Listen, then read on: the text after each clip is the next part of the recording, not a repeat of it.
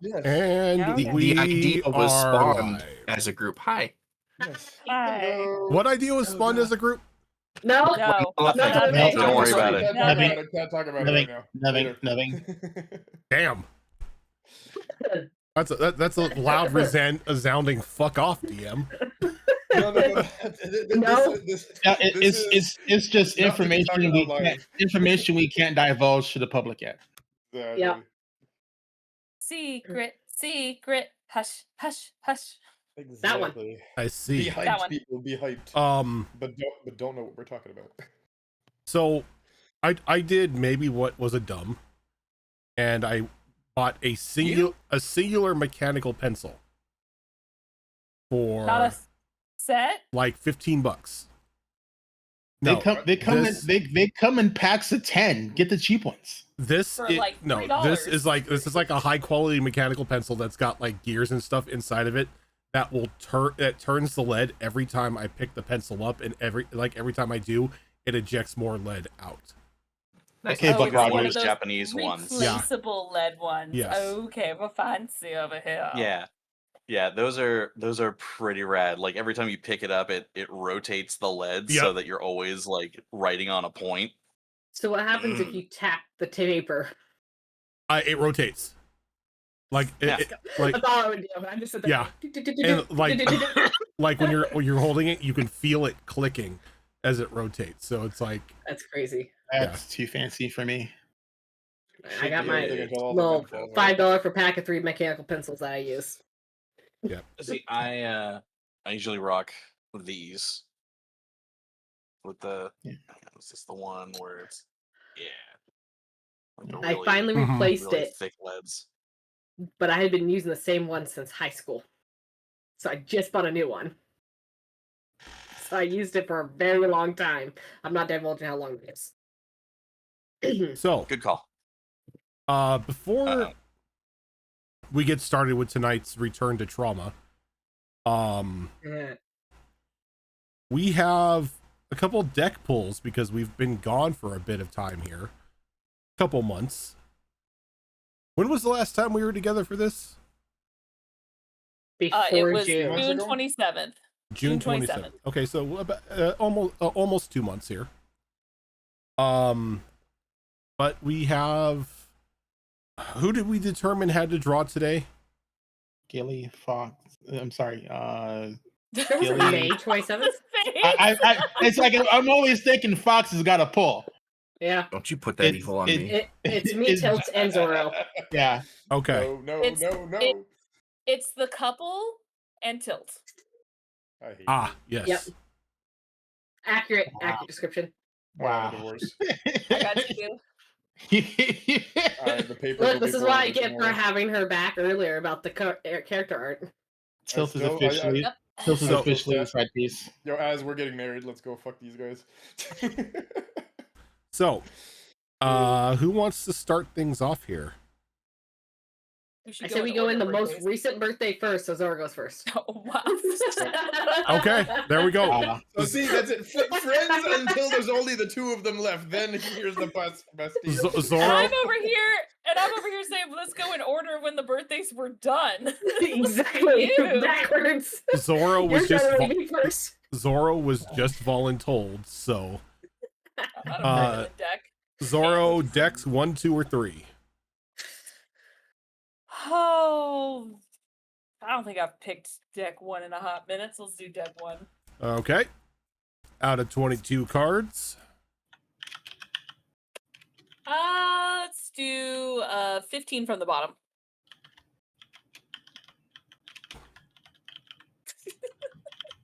Don't make me do math. 15 from the frickin' bottom.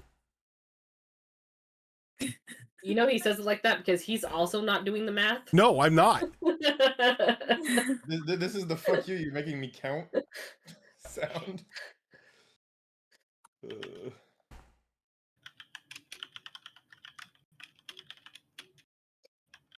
Okay, you know this card.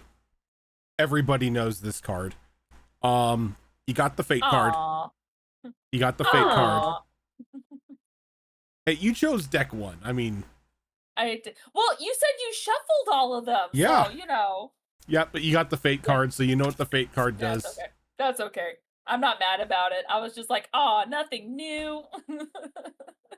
I'm okay with it. I ain't crying. Maybe explain what that does for the audience.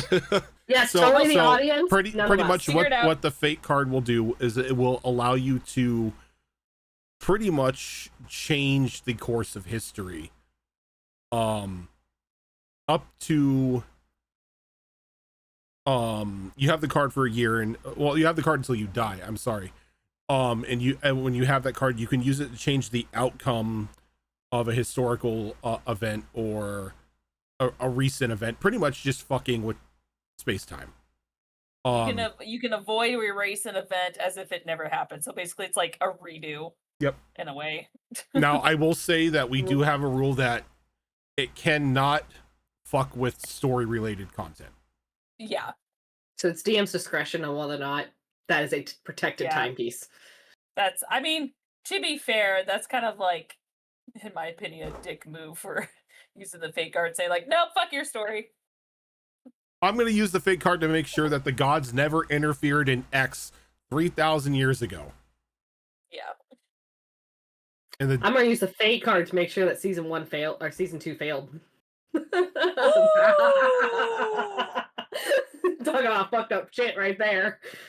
The thing is, I may allow that because then it's like okay, so the backup storyline I had for what would happen. Kia would like. Hey, there's ultimately. I would like to erase Tartar from history. Thank you. Pretty sure that would. She only existed in the one timeline. You know, funny enough, I had that card during the first Tricord Isles, and I completely forgot to use it. Easy to do. Everybody forgets they have a card. Could have saved the money in the bank expire. Yeah. So somebody let the money in the bank expire. So Tilt and Gilly. You know what? I think I'm gonna make Gilly go next since she voluntold Zoro. That's fair. Saving the worst for last. I love it. We'll go with deck 2. I rolled the die to find that out. How many cards again? 22. 22.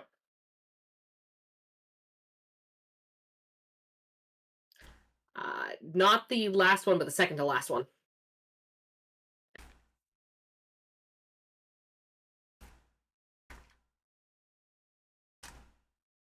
Okay. Don't know if we've gotten this one before. Ooh, a new one.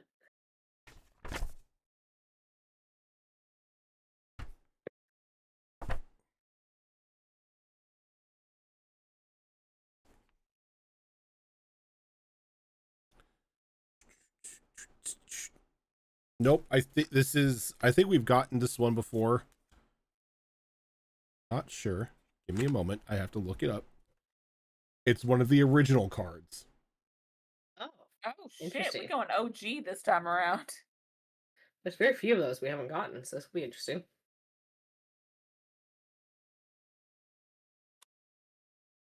Okay, I'm gonna have you redraw. Okay. Because it was the balance card, and since we don't have alignment, you necessarily. Oh yeah. Oh. Yeah. I usually pick an alignment just as like a moral compass, but I just kind of disregard it right away. I'm just like, yeah, it's about them. The 15th from the top. You copied me, bitch. I rolled the die. I always roll a die. I can't. I have to think of the first number because remember the last time it kept fucking me over. So I'm like, bah, bah, bah. Ooh. Ooh, you said ooh. Oh no. Said, ooh.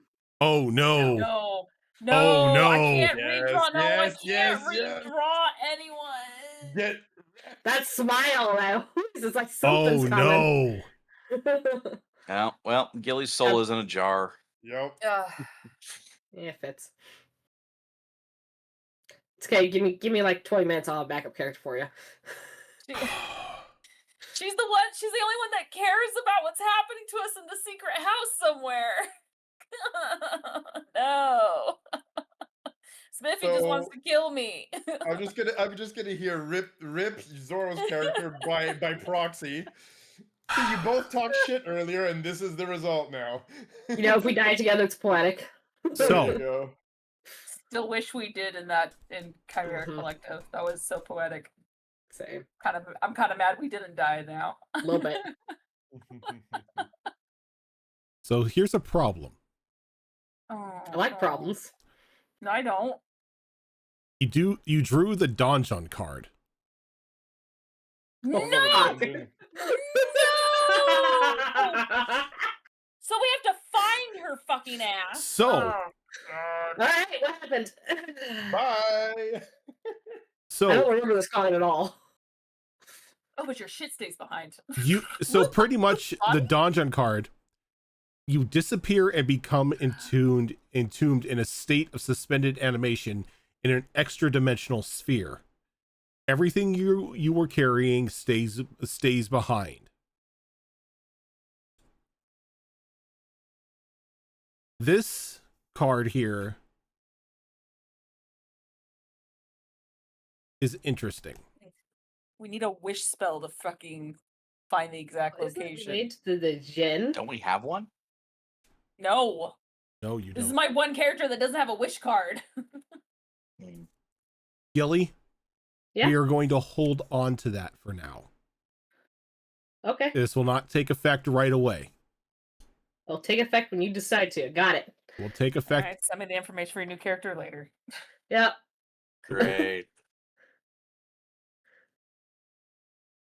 Tilt. But you Yes, have to sir. the storyline. What card do you want? My dice have spoken. It will be deck 2. Okay. And funny, you know how Tam got like second from the top? Yeah, I mean second from the bottom on her first roll? I got third from the bottom on my first roll. So card 20 on deck 2. Jesus Christ, the decks just hate you today. They always hate me, bro. What's new? They kind of do, don't Shockingly they? enough, a Like, second I've donjon never- guard. I have never had a good deck pull in a Well, long time. Excuse you? What was Thursday? You got 3 proficiency skills. Jesus, they scream the immediate objection, Your Honor. Okay. Okay. You fucking got a good card Thursday. You're gonna draw again Okay. because this card cannot work in this game. Oh, okay. So go ahead and choose Okay. another one. Yes, Maul says Maul it was the says Don Fey Juan. related. It was the Don Juan card. It's Don Juan. Don John. It's Don Juan. Okay. Oh, unless, if he's like a little bit of Spanish, Don Jan. So Tilt, go ahead and choose another card here. All right. It's going this time to be deck 3, card 10. Deck 3, card 10. Let's see how much the dice hate me this time.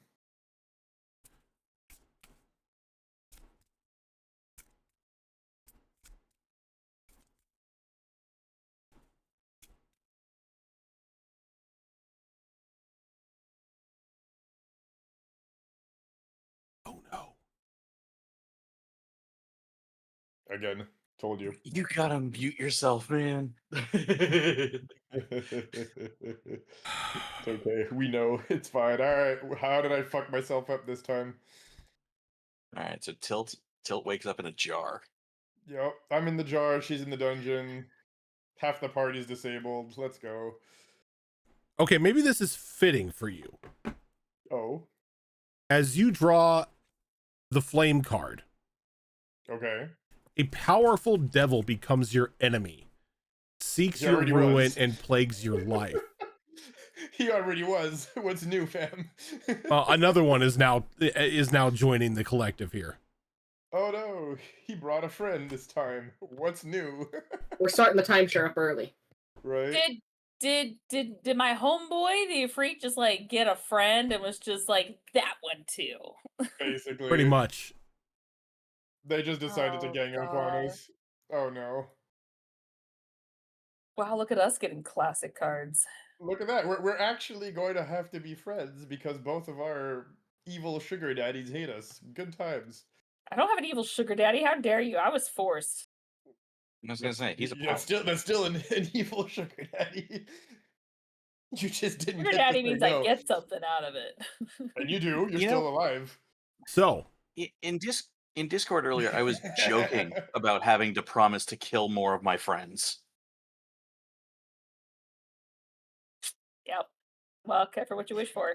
That's what you get for just Discord took you literally. You put it in text. It didn't know the context. Who's laughing now? So you talk shit, now you get hit. Well, I Oh, say this friend, is but music. I don't like Rom. You know, nobody likes Rom. It's To be okay. fair, we've only known Rom for like 3 days. Maybe And to 4. be It's fair, the Slippy, rhyming. does your character actually like any of us? all right, kicking things Oh, yes. into gear He here. likes you guys a lot. Yeah.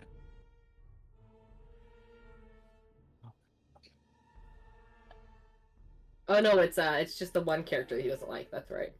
Yeah, it's just Rom.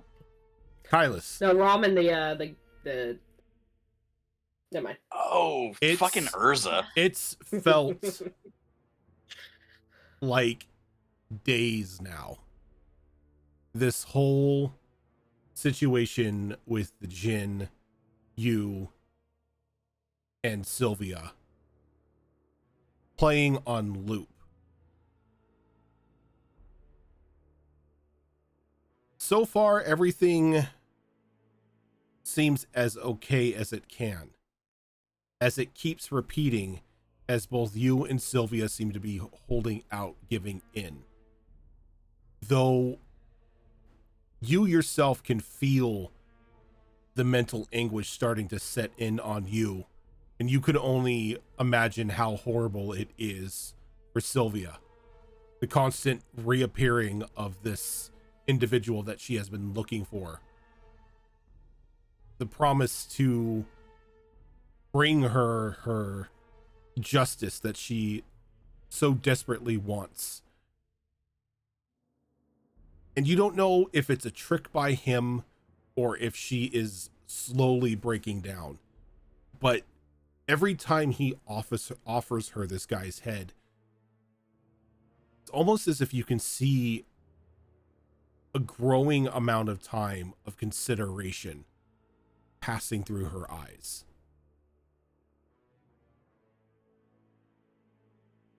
And as the reset happens again, just that very smug look appearing on the Jinn's face.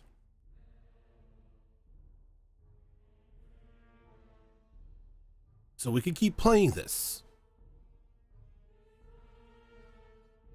until she finally gives in. Or you can finally just decide to play. To give in and to finally use the gifts that I've given you.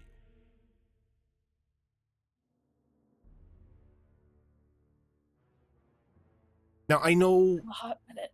I have to look up what I could do. I know what you're going to say. It's going to be some sort of variation of go fuck myself. You're going to try some weird paladin nonsense to smite me. It's not going to work. I'm going to wake her up. I'm going to call her out and have the whole spiel about justice and giving her what she's always wanted, that she's only have to give in and kill the guy. You're going to protest. You're going to scream, don't listen to him. Don't listen to him like you have been. It's a broken record at this point in time. So shall we just skip to that part, or are you ready to talk business? What do you want? What I've always wanted. I want you to start playing your role. I didn't give you these fancy powers and that special third eye for you to just cover it up with a bandana to reject your calling, to go back on our deal.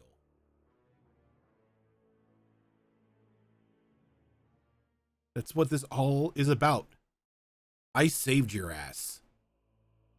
I could have let your spirit, your body just been torn up by the storm. But in your desperation, you agreed to follow me.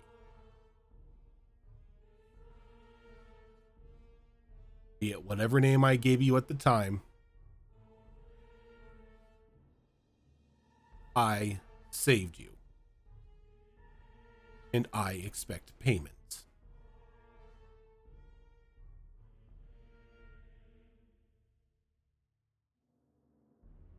Silas doesn't even bother to respond because he's been on broken record telling him that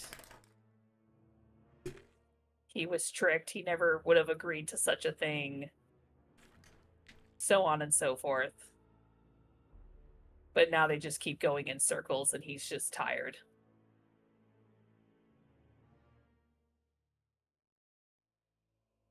And he sits there and he stares at you for a moment. Am I just to assume that this is just another way of you telling me to fuck myself?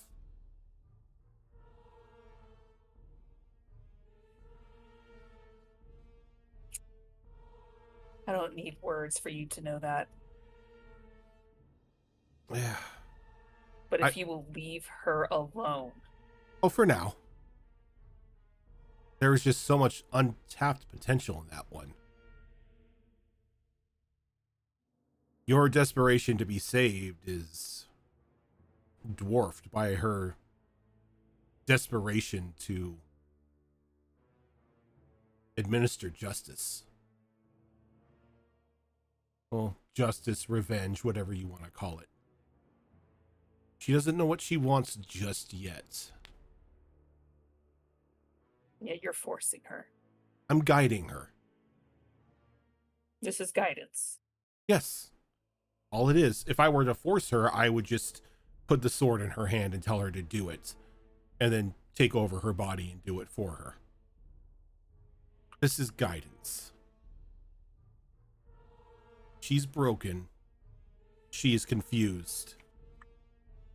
And much like how your goddess just left you to die out in that sandstorm, she's abandoned this one as well. But thankfully, I'm here to pick up the broken pieces. No, you're not. You're continuing to collect. Not the same. Yes, I guess you're right. I do collect broken individuals. Misguided fools. Those whose overwhelming self-importance leads them to their doom.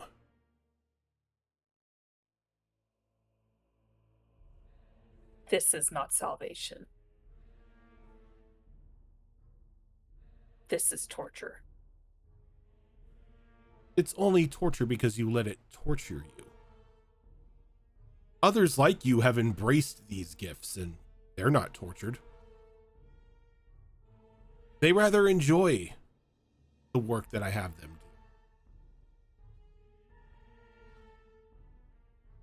do. Good for them. You found toys you could break successfully. Not toys. Individuals. Minions, slaves, souls. Worshippers. Call it whatever you want. No different than your goddess collects individuals at their lowest points. So the basis Stockholm versus free will. That's the basis of all religion, isn't it not?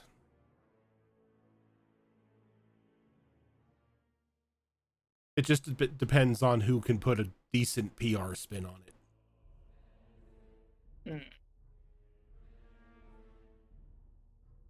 Okay, this is what?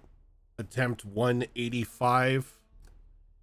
He stands up and he like straightens his coat a bit.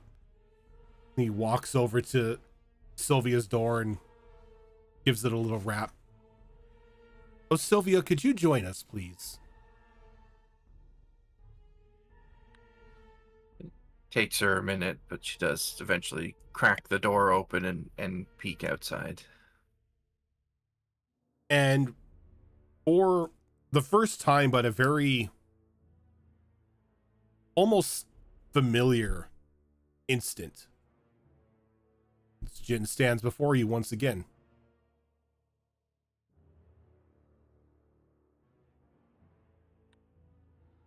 What's going on? My dear, I am here to offer you what your heart has been burning for many a year. Redemption. Freedom. He raises a hand, and this chain like forms into it, and it just grows down and forms around the neck of a very familiar looking individual. Justice.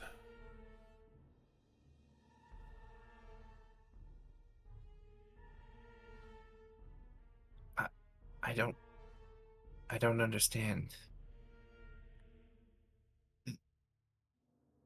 This isn't. This can't be real, right? It feels. Oh, it is as real as you and I. And as real as this pathetic piece of filth at my feet, who has tormented you, tormented so many others for so long. Even after you escaped him, he is still in your thoughts. He's the reason why you lock your doors at night, why you check over your shoulder as you're out on the street, why your heart cries out for revenge. Can I do an insight check to see if this person is actually real or just an illusion? You've done it before, and every time you have, this person has been 100% real. Oh, okay. Okay. Sylvia kind of takes a step back and looks over at Kylus. What's happening? Why is he here? I'm here to right a wrong. That's what I do. I guide people. I save people. Much like I saved your friend. And as he says that, a dagger forms into his hand and he spins it and hands it to you, pommel first.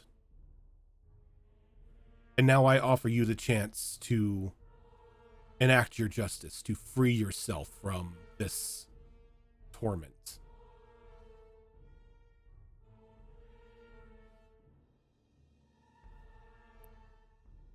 Kylus?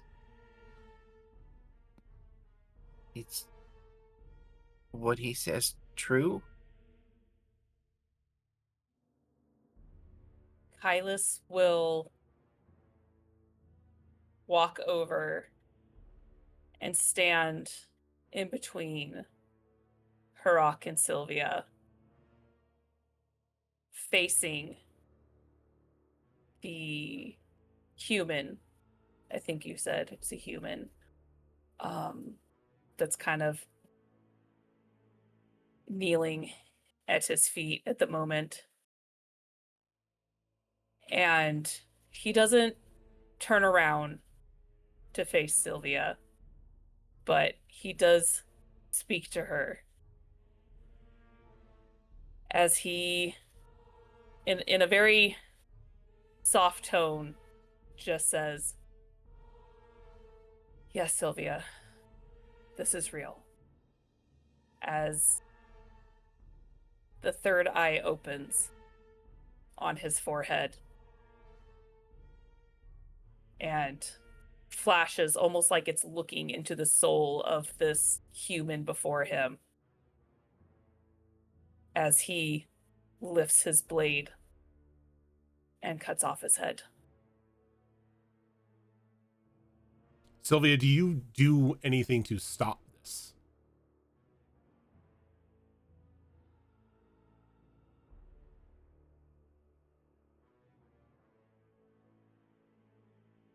As you see, you don't necessarily see the third eye open, though you see Kylus draw his blade, heft it back, and everything seems to slow down, like in slow motion, as you see the blade descending down onto this helpless human's neck. I think Yeah, when Kylus pulls his arm back, Sylvia reaches out to grab onto his arm, not to stop the motion of his arm, but just as a physical way of saying wait. And as she does call it, Kylus, wait, don't do it. But she's not physically trying to stop him. She's asking him to wait. I think he'll pause for just a moment. And again, not facing you. And just say, and it's in his tone the whole time has been very, very monotone, very just soft and no emotion behind it. As he just says, what for?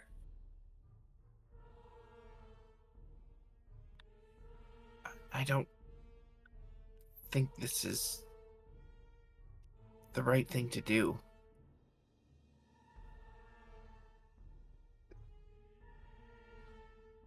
And again, even though he still has not turned to look at you or anything, but Harak would see him kind of smile, but it's a very defeated's not the right word, but just he knows better, almost like he's silently agreeing, and he just, again, in that monotone type deadpan tone, just says, I know, and will swing his arm down.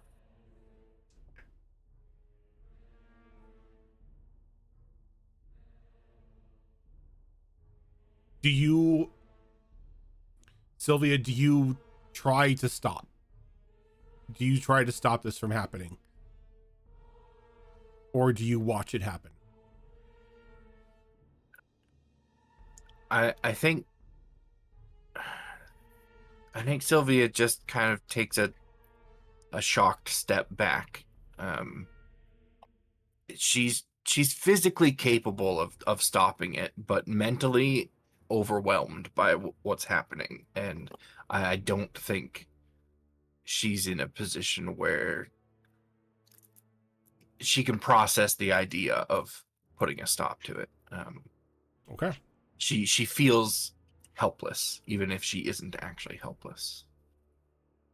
And when Kylus is done, just barely moving his head up to just look into the eyes of Harak, he would probably see again that deadpan face, no emotion, but his eyes just have hatred behind them, looking at him as if he's almost saying with his eyes that this is it for now. And he just stands there with a very relieved smile on his face. That's a good lad. Now, with that nastiness behind us, you and your friends have a hag to take care of. You'll find what you need over in a seaside town west of here.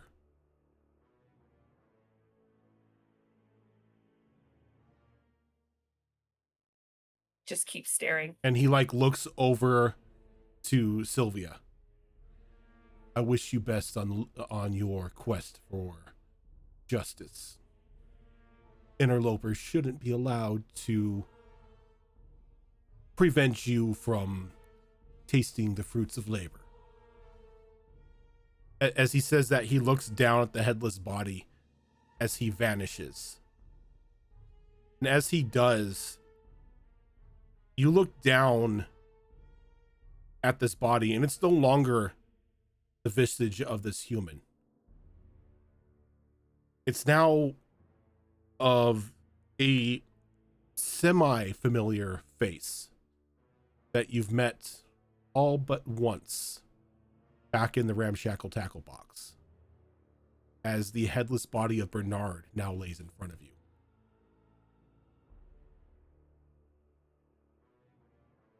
And as that happens, those of you outside who were just like wondering where the hell this building, this apartment has gone, in a hard thunder crack, the building reappears. Just not waiting. She's running inside.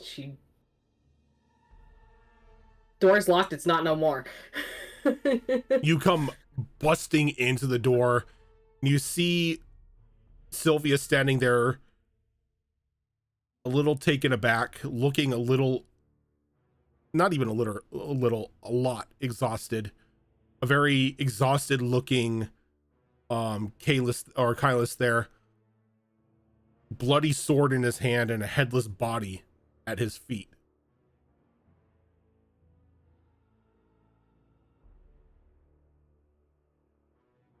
I think the second he hears people coming in, he doesn't even wait. Still completely staring at the body, back turned, and kind of in a thunderous tone. He just yells, "Get out, everyone!"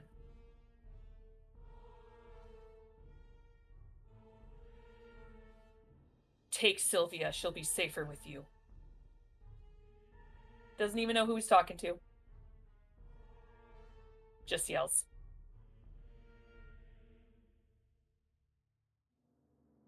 We'll start to move towards Sylvia, but still be spying with. Verona brought me here for a reason. She sent me here to you guys. What happened? Get out. What happened?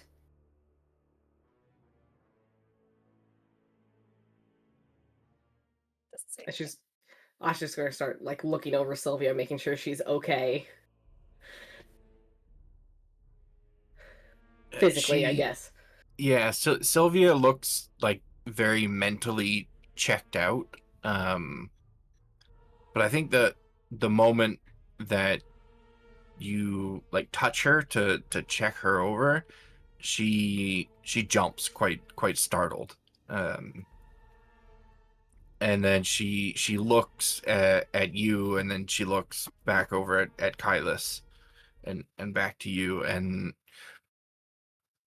in the past, anytime she's looked to Kylus, she's always looked at him with this expression of gratitude, like he is a savior almost. But now she has this very intense look of trepidation on her face when she looks at him. And she gets to her feet, and she stumbles back, and she just grabs her sword and runs out the door.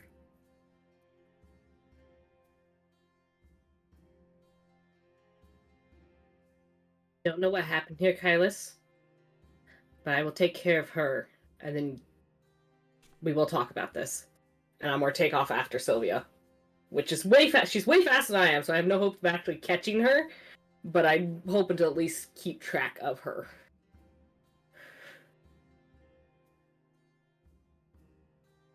What about the rest of you? What are y'all doing since you were there when the apartment reappeared?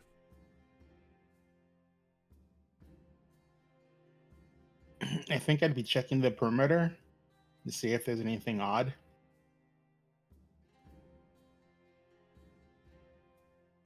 Aside from the building vanishing, nothing really odd or out of place to say. No runes or weird markings. Nope. Along the base of the building. I mean, no runes or weird markings. Everything seems to be right. The foundation doesn't seem to be disturbed in any way, shape, or form. If you didn't know any better, it's like it's been here the whole time.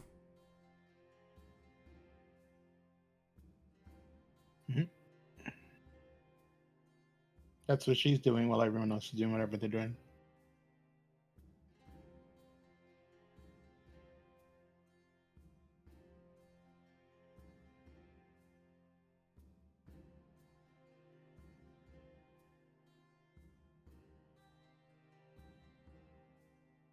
Testing 1 2. You're there. Oh, there we go. Sorry, I didn't know if my internet was dying or if people were just being quiet. Nope. I'm just waiting to hear if anybody else was doing anything or reacting to anything.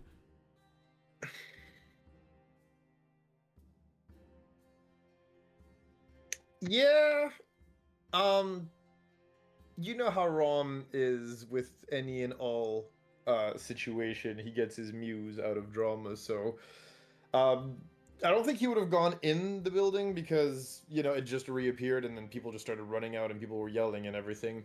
But what he'll do is he'll pull out the fiddles of Daniel's and he'll just play this like sad dirge, you know what I'm saying? Like just this song of just full of sadness, you know what I'm saying? And he's just, you can see that he's just looking at people running around and things just getting a little hectic with a bit of a smile on his face. Okay.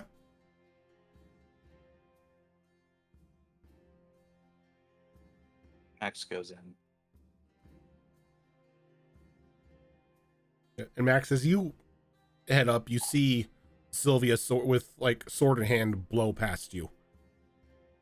And as you walk in, Asha's sort of checking out.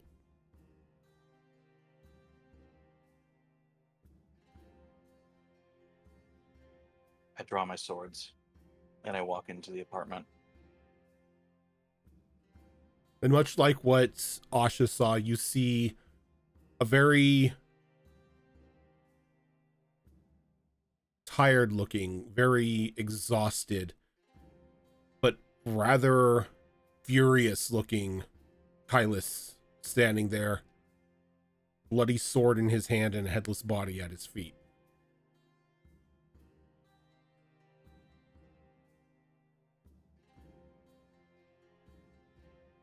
What have you done? What I had to.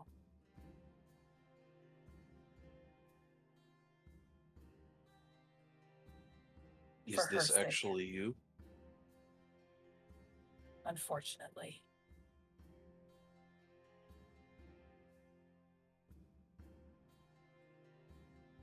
He puts his swords away. And he just walks towards Kylus. And he's going to give him a hug.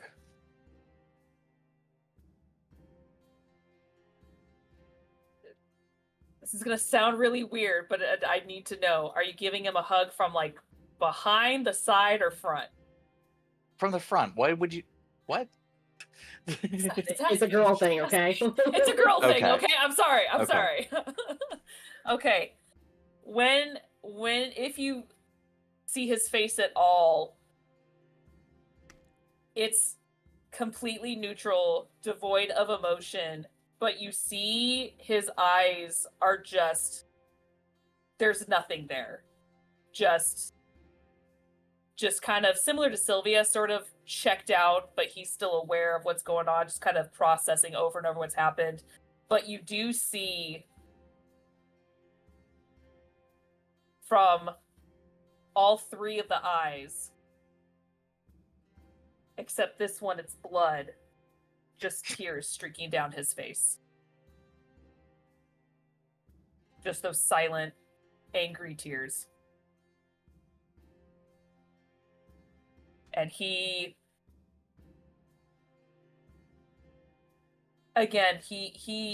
lets the hug happen, but he's just so upset that he is struggling internally to return the hug.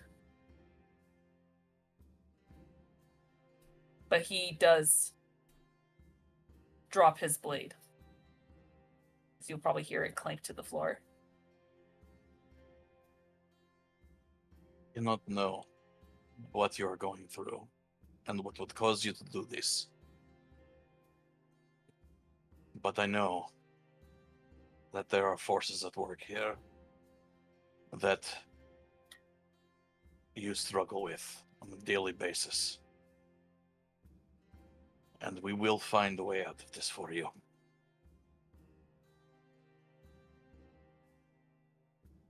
He actually does nod. And I want to kill that bastard so bad. I know. The time will come. I'm sorry.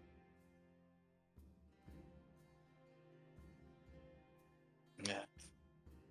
At least you are here for now. For now.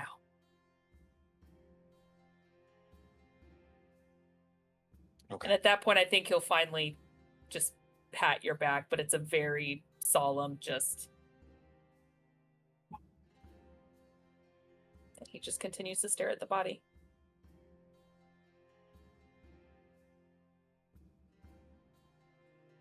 I suppose we should clean this up.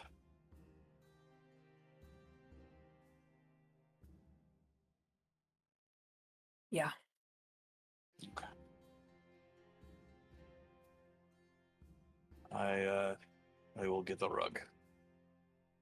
And he's... I would assume that from there they just work in complete silence to take care of this body. Okay. And whether 100%, like, yeah, there's definitely, like, no talking, but I think it would be probably somewhat implied that since he lives pretty much right next to the temple, that he is going to try to, because of his religious beliefs, he's going to try to put together a pyre for the body. Send it off in that sense. Okay. Instead of just like, let's just shove it under the bed. It's like, no, he's actually going to give it a proper rest. So it does take some time, but you are able to take the body down, construct a pyre, and go to burn it. When you go to burn the body, the flames turn jet black. And shit, virgin with black flame corpse. It's at that point in time, Kailis, you realize that Bernard was a demon. Yeah. But the body burns, and it's returned to the abyss.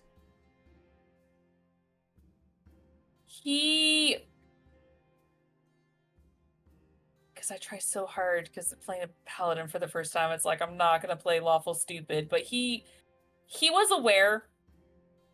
This kind of confirmed it, but he is more of wary until he sees their actions. Because why judge from looks or bloodline? And even though he didn't know Bernard very long, he was trying to help at one point when they did meet up with each other. And that alone made him a little sad that he had to return to the abyss. But at the same time, I think from his studies, he knows that means he's gone, but not truly gone. Probably will expect to see him again at some point, whenever that may be. But also, no one look! I'm totally not killing a demon! No! Nope, not me. Nope, can't blame me Nope, for not it. me. Nope, nope, Can't nope, blame nope. me. I'm a paladin. I'm probably one of the few people where they go, oh, yeah, okay. This makes sense.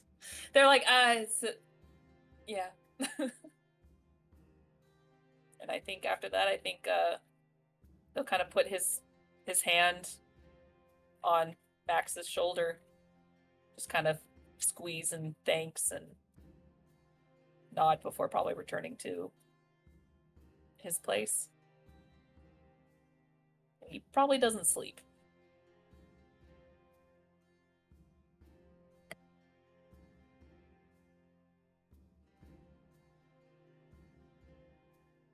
Sylvia, where did you run off to? I think at first she was just running for the sake of getting away from everything. But eventually she would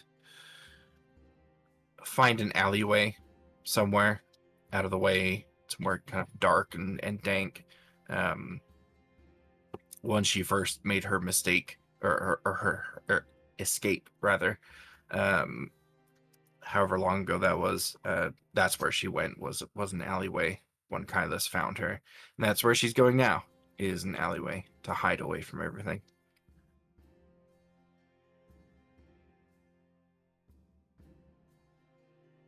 Asha, do you follow her to the alleyway?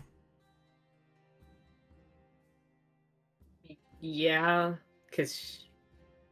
but when she sees Sylvia like start to come to us, at least slowing down and stuff, she's going to slow her pace so she's not abruptly approaching Sylvia again.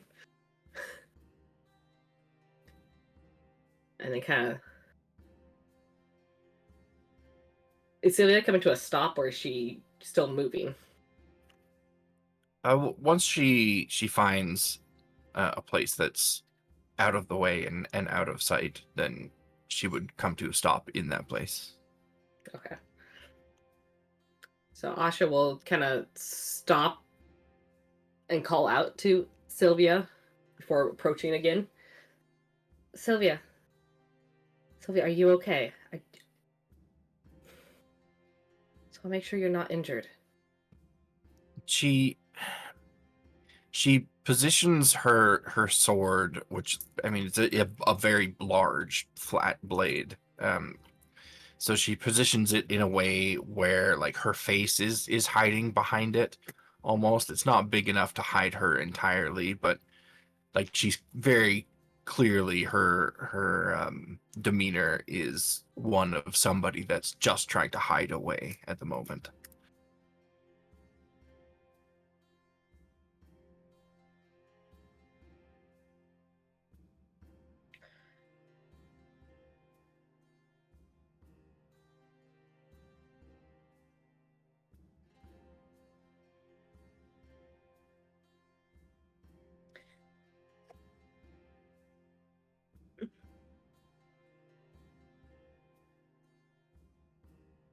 So Asha's going to take a couple very slow steps forward, but then she's going to kind of like turn around and sit down, kind of providing the extra coverage that the sword didn't, as if to block the rest of her from sight for anyone else. Sophia, I don't know what went on in there. Don't know what happened. Kaz is acting extra, even for him. And I'm not going to push you to tell me. But I am here. And then she'll just sit there in silence until Sylvia feels ready. After a moment of silence, you hear Sylvia try to speak, but it's more of just a quiet squeak before her voice gets kind of cut off by sobbing, quiet, muffled sobbing, clearly unable to actually articulate herself for now.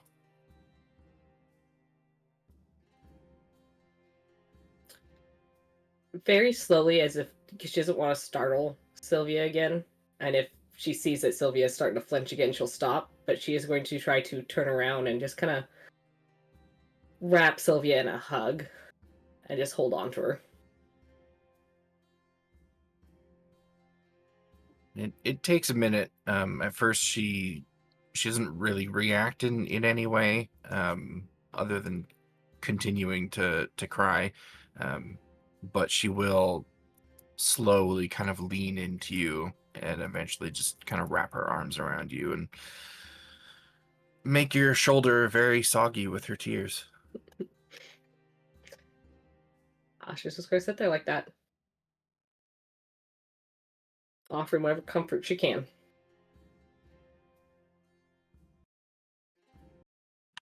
I don't think there's going to be any explaining from her tonight. She's probably just going to eventually cry herself to sleep.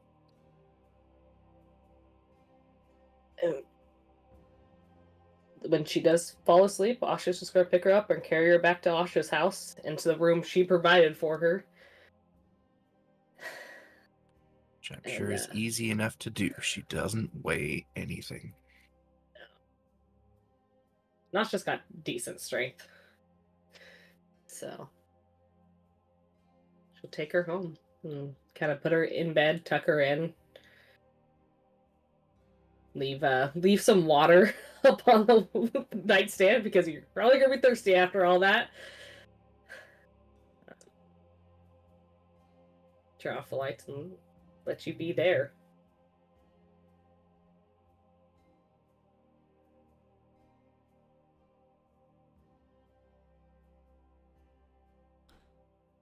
Anybody else taking the time to do anything during the night? When Tokumi was searching the perimeter, did she happen to smell the brimstone of Bernard's death? Well, of his, apparition to the abyss. Funny enough, there wasn't really a scent of brimstone. It was almost a scent of apple pie. Okay. But if she smells apple pie, she wouldn't relate it to a demon's death. Yeah. But it will make her hungry, and she'll go to. Okay. Yeah, it was just like you were searching around the house, and all of a sudden there was a pyre over at the temple, and for some reason it just smelled really strongly of apple pie. Yep. Tokumi's a foodie. If she smells apple pie, she's like, I want apple pie. She's gonna think in her brain she just really wants apple pie. And she's gonna go to the tavern, and she's gonna see if by chance Brick and Brack have apple pie. I mean, I think it's a given that, seeing as how the festivities were going on the other day, there is apple pie. I mean, taverns are a random thing, sir. I don't like to assume. You go in there looking for some bread, and next thing you know, there's a fucking bar fight. True, because you chose the wrong bread. No, but yeah, most definitely that you probably can get like a hot cup of coffee and some apple pie, and yep, you set. She's gonna get a large slice of apple pie, some coffee, no milk, and she's gonna find the corner and just like eat her pie.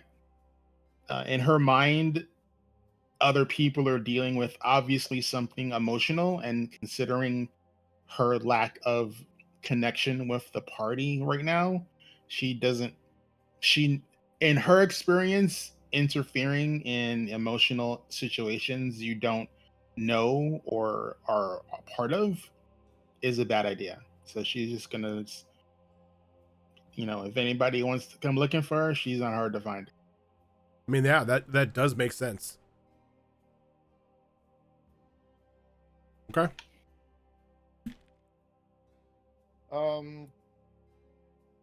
If nobody else wants to go, I do have another few things I'd like to potentially do here at this point.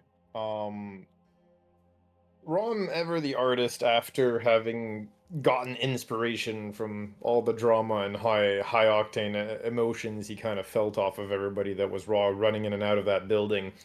I'm not your muse. You are unwilling and unwitting, but you are. And story of his life. Right, and he's gonna take that dirge, that sad song that he just kind of came up with on the moment, right? And he's gonna go to the tavern, and he's going to provided nobody else is already playing an instrument, he's gonna actually play the song that he just came up with Okay. at the tavern. Go ahead and give me a performance roll. Where is... There we go. My sheet. And there is my dice.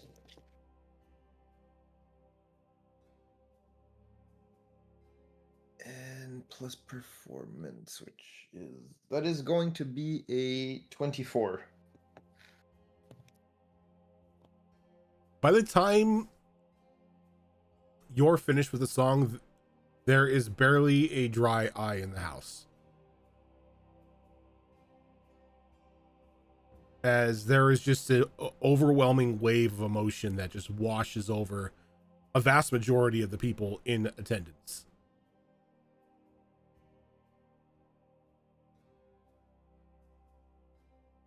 And all Rom is going to say at this point, he's gonna, do the little bow with the fiddle, you know what I'm saying? And he'll just simply say, "True story. Thank you all so kindly." As he'll Rom, retire to his room for the evening. you can go ahead and take your charisma modifier equivalent of temporary HP, Okay. as you feed off of the emotion that you have caused in that tavern. Okay. So plus charisma modifier temp HP. Thank you.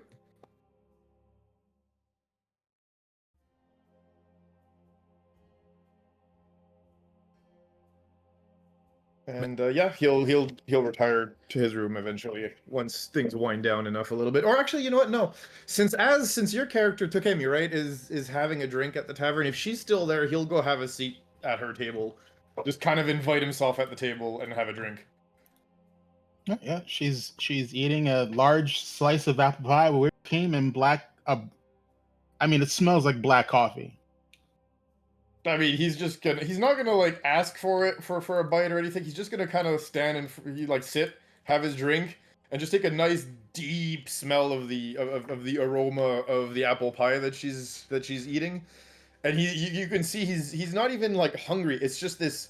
He's enjoying the smell. He's enjoying the raw sensation of the smell permeating the air right now. She compliments you on the song. Very melancholy. Do you want some pie? He'll look at you with this like shining eyes and throw a massive toothy, and I mean, you've seen Cambion teeth, right? They're pointy. Massive toothy grin. And he's going to say, "Oh, I would not want to impose, but if you're offering, then I suppose." As Yeah, he'll you can't nod have greedily for it. you can't have any of my pie. I will get you a slice of your own pie. And Even better. she'll wave to the barkeep, and ask for another similar sized piece of pie with coffee. Oh yeah, he's gonna devour that. They quickly just bring it out.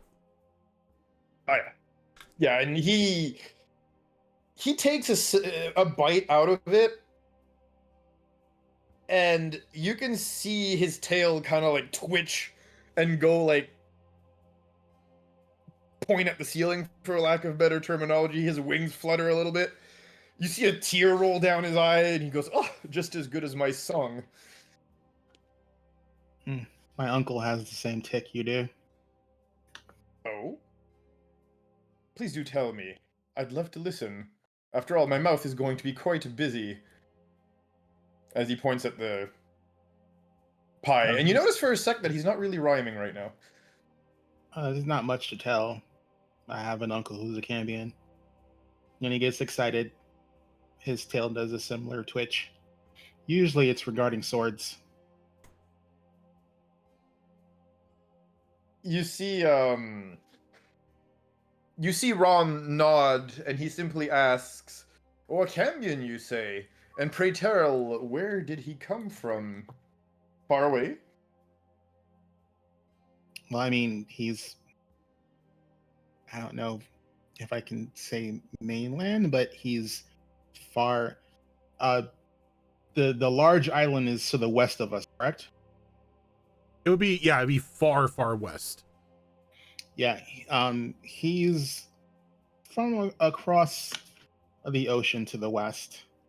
If once a decade he may find his way to the island just to say hi. More so, I guess, to catch up with my father. But aside from that, we don't see him much. My parents don't like to talk about him. He's kind of a black sheep.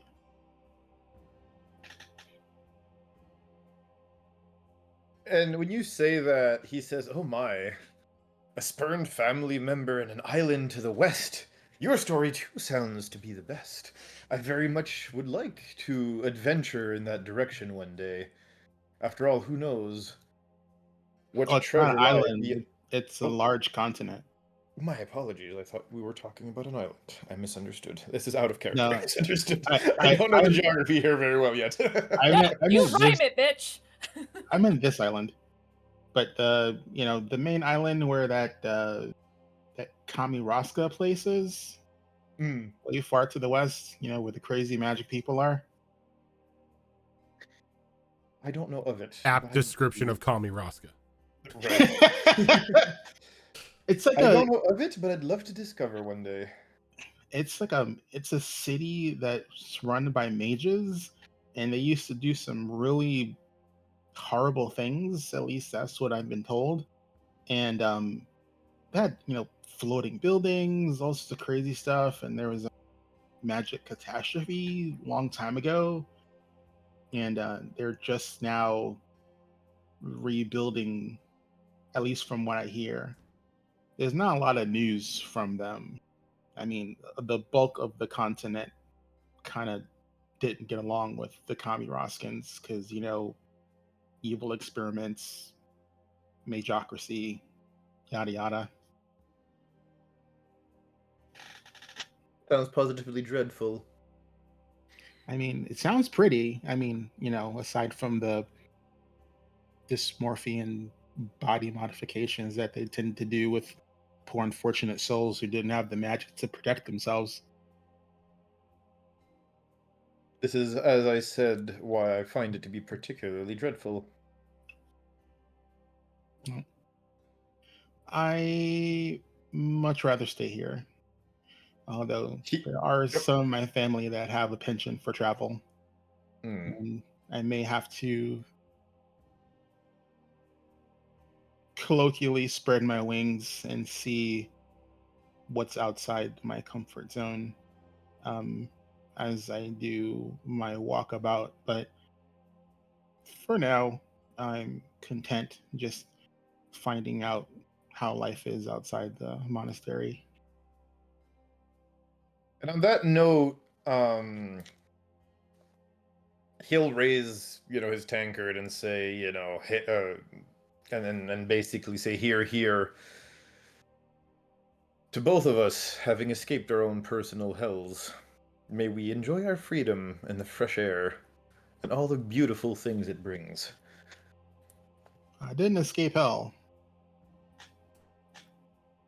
It's just what we do at the monastery when we come of age. He cocks his head to the side and says, "Oh, how fortunate. Well, my apologies, I surmised, and clearly I was wrong. I may have projected a little bit from where I came from and belong." Well, I mean, from the stories I've heard, not all of where you're from, if I'm presuming where you're from is where you're from, is horrible. Most of it is unwelcoming to those who aren't from there, but I have heard tales of some of the layers that are rather pretty. Unfortunately, my master was quite the old fart. You can imagine I came from the less comforting parts. Uh, well, But nevertheless, we're here to enjoy ourselves. Enough about my problems. Let's revel and enjoy. she takes it. You say that she scoops of a big piece of pie and noms on it.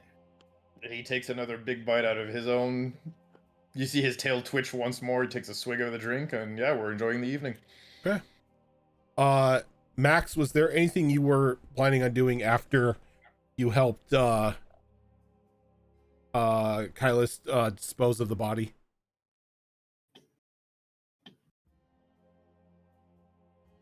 Nah. Probably just bed. Okay.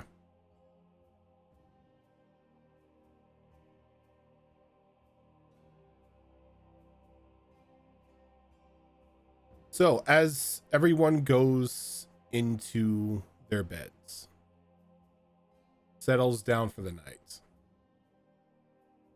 can I get Kylus, Asha, and Sylvia to roll me percentiles?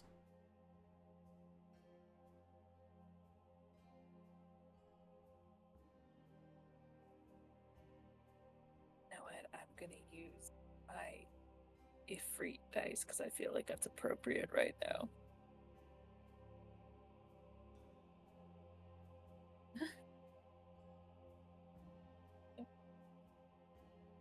What'd you get? 79.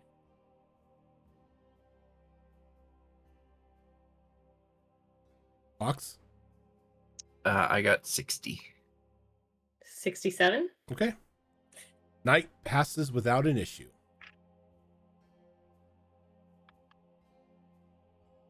Everyone gets the benefits of a full rest.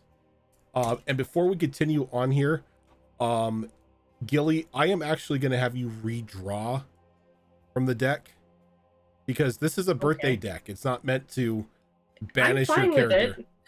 I'm fine. No, I'm Good. not! Look, we're Okay. telling a Because of the story. art It's thing. telling Okay. a story, okay? If that's fine, I have a means to make things work. Okay.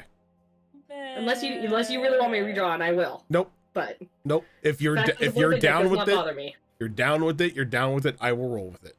God damn Yeah. it. I am also Look. extremely down with having an extra demon enemy. We are fine. Or devil And- enemy, should I say. We're fine.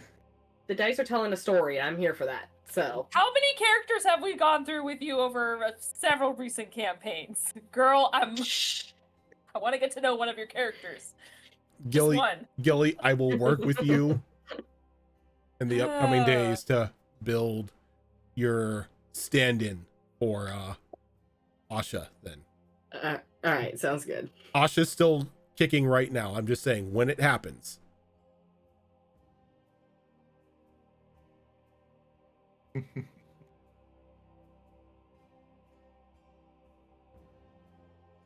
The next day,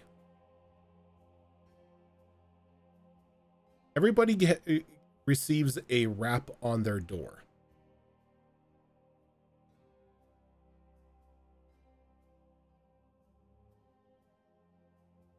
And there's a letter waiting for you.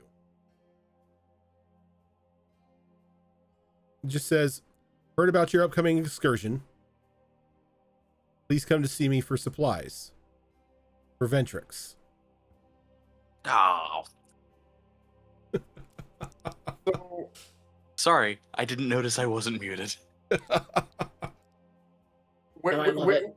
when he hears a rap on his door, without opening it, Rom will rap back on the other side of the door in like an elaborate fashion, almost like over the top. There's no reply to it. It's like And, somebody just dropped the letter, knocked on the door, and left. and then in his he just mumbles to the quietness of his room, I totally won that rap battle. And then opens the thing and grabs his letter. Why is it when you said that, all I heard was Exactly. bird. I love you. I knew you knew where I'd go with this, but I love you.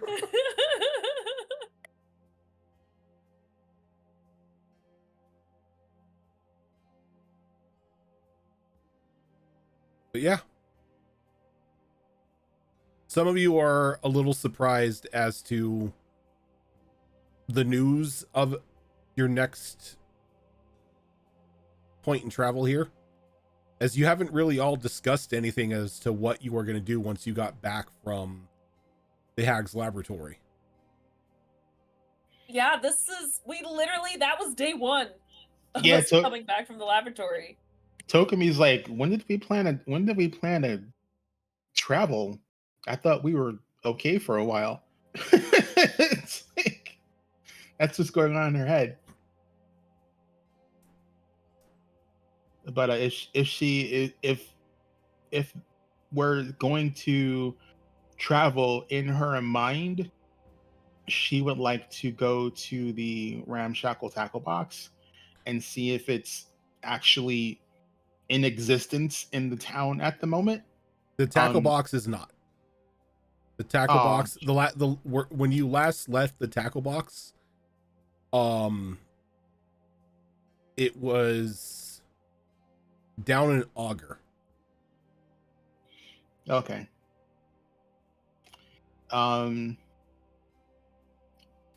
But when it travels between cities, it's the same building that it was in that city next time, correct? Yep.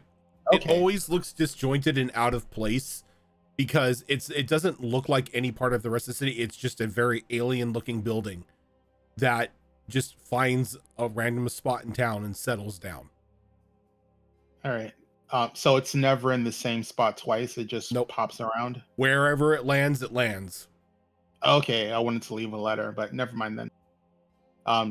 She'll just kind of sigh, melancholy, and she'll go to the church because that's usually where mostly everyone goes to. And if they're not there, then she'll go to the tavern to see if anyone's around.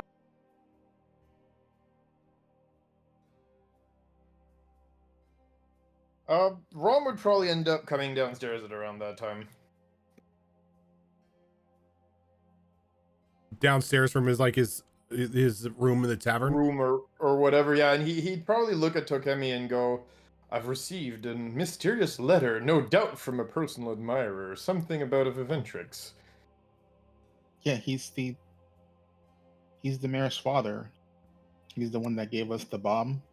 Right. The weirdo, as you say.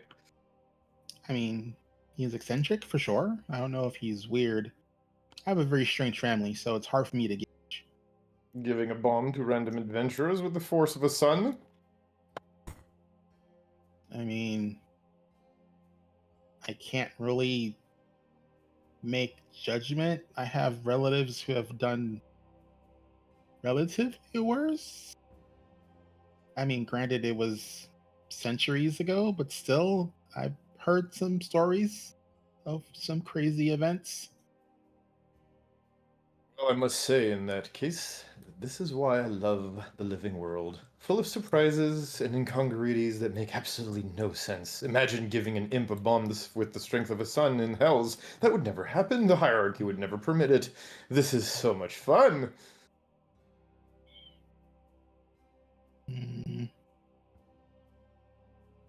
I mean, I'm used to hierarchies. I mean, but usually it's just to keep people safe. The training at the monastery is kind of intense. A lot of martial arts is a little unorthodox compared to most martial arts styles.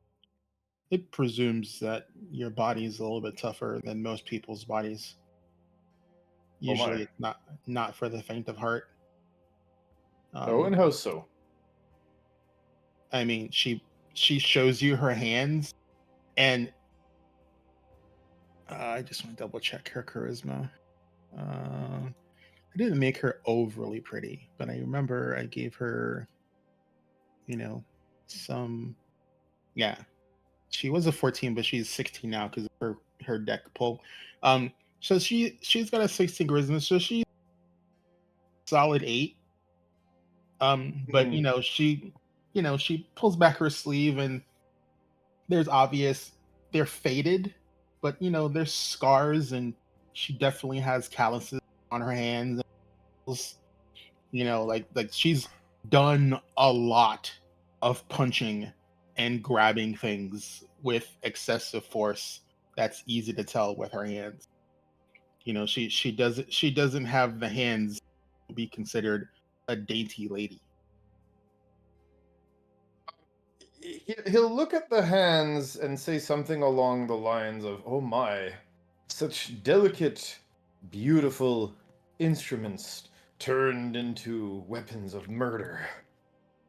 And he'll pull out his saxophone and he'll start just playing music, something with high contrast that just goes from soft to very strong to soft to very strong when it comes to the melody. Anyone who is out on the street at this time, waking up, doing whatever you're doing, easily hears. You could easily pinpoint Realm where he's at the moment he starts playing Careless Whisper. Right. I and I would like to remind you, Careless Whisper is not the song he is playing. That is the name of the saxophone. Yes, I know. Oh, But the irony is that he is also playing Careless Whisper. That's fair. Yes. I mean, it is kind of an appropriate melody. I agree. Yeah, that's cute. I like it. It gets Oh. Well, in my head, he's playing Careless Whisper on Careless Whisper. Okay. Dude over here playing the Yes. saxophone at the middle of the street at Saxception. 7 in the morning. pissing everybody off. Yep. I wouldn't be surprised if just- shit gets thrown at his head from one of the nearby windows. You know what? I mean? You know what? It's better than the other popular saxophone song where it goes. "Meh, meh, Oh, meh, Epic meh, Six. meh." Epic Six guy. Yeah. Yeah. All So right. You know what? We'll take it. We'll So- take it.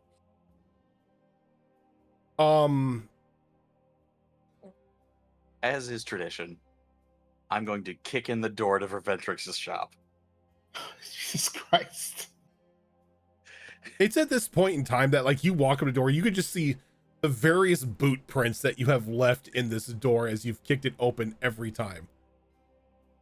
And just like every other time, pull your foot back, you kick it, door gives way and swings wide open. Verventrix, what the fuck is this leather?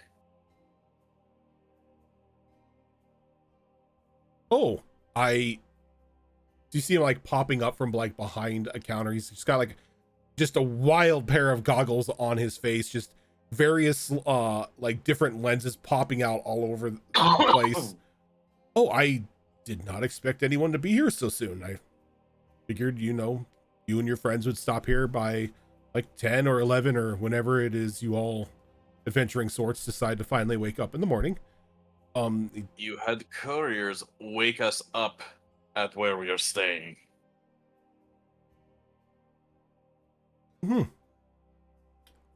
I guess I did.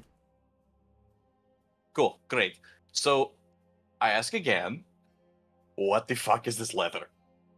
I was informed by a individual who introduced himself as one of your many benefactors, said that you and your friends were about to take an excursion to the west and asked me to make sure that you were well fitted for travel. Describe this benefactor. Medium build, human, short blonde hair. Seemed to be more of a higher class citizen, just very well spun fineries, rings on his hand, a diamond encrusted cane.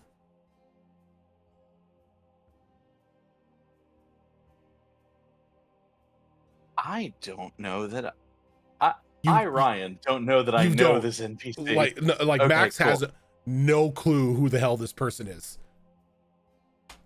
Out of Okay. character, we know though. We know. Whomst? Anyway, so he's like, okay, so we're not being set up by the Jinn.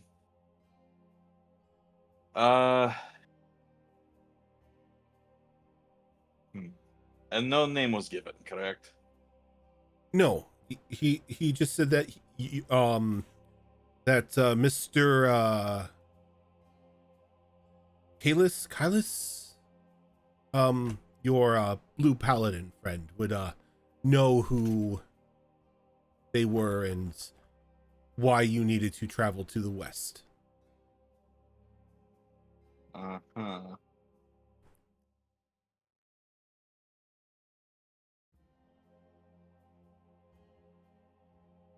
All right. So, what are the provisions? Well, I was just in the midst of getting everything together. I was awaiting you and the rest of your companions so I can make sure that everything fits, everything works the way it's supposed to.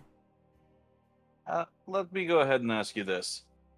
Are we going to be transporting another one of your war crimes halfway across the goddamn country?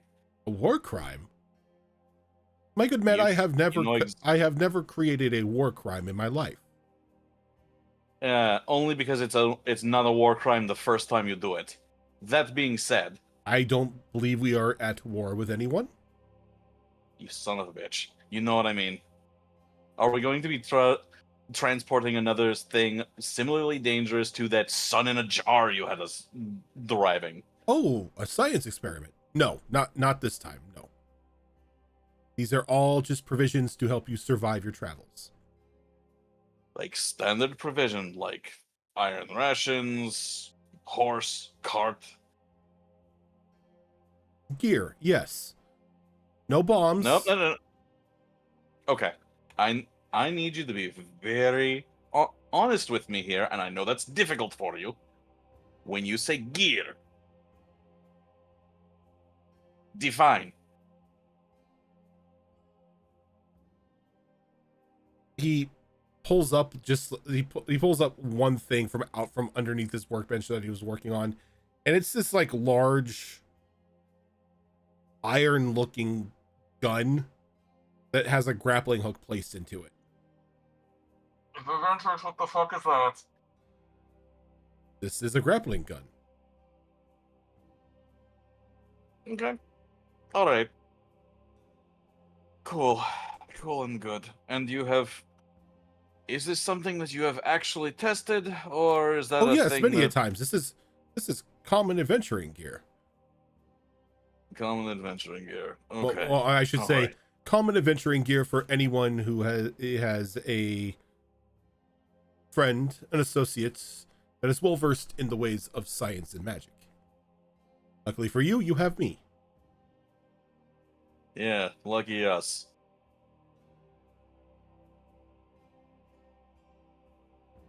Okay. So we are not traveling with any of your science experiments, and the equipment that you're sending us with has been tested? Tested, Kami Raskin Society approved, guaranteed not to kill, maim, or disintegrate any one of you or your companions. Simple travel supplies. Okay. All right.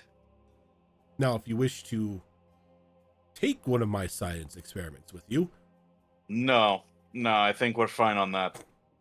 I will go ahead and get the rest of my party, and we will collect what is on that invoice.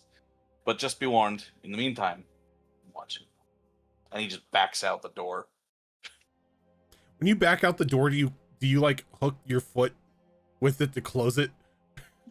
No, I just leave it open. It's literally just the fucking water tribe. Okay.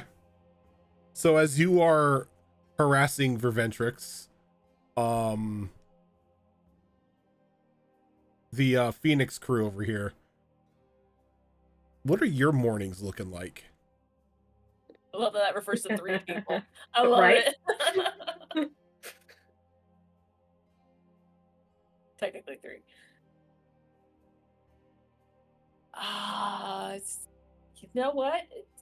Kylus, honestly, it's very simple. He did not have a great sleep. He's doing the paladin thing. He's praying. He's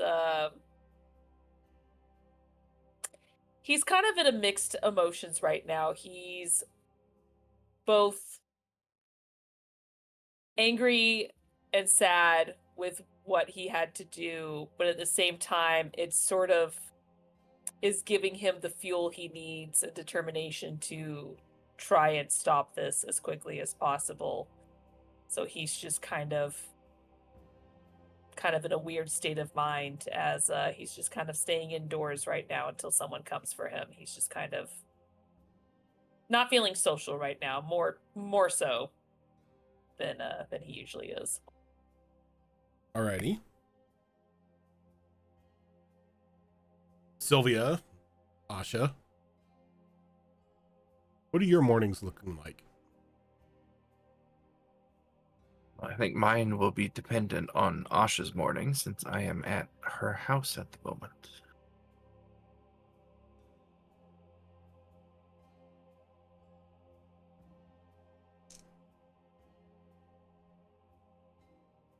I think Asha starts off just by kind of doing something mundane, trying to bring some normalcy after the chaos of last night. And she cooks a nice breakfast.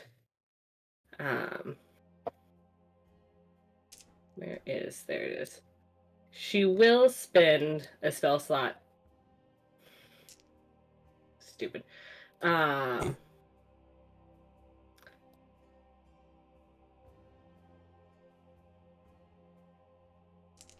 She will spend a spell slot to use sending to Kylus because she doesn't want to leave right now. But she is going to tell him that breakfast is ready and I expect you here shortly. That's all it says.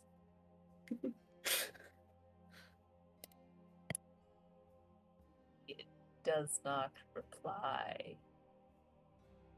She Nor didn't expect him does he to. show up. Good for him. See how long that lasts. Yeah, I know. After making plates, if Sylvia hasn't made herself known, she will go up and gently knock on the door. And after like the first two knocks, the door just swings open, and Sylvia is standing there, in her normal attire, like ready to get the day started. But she's got like dark circles around her eyes. She slept, but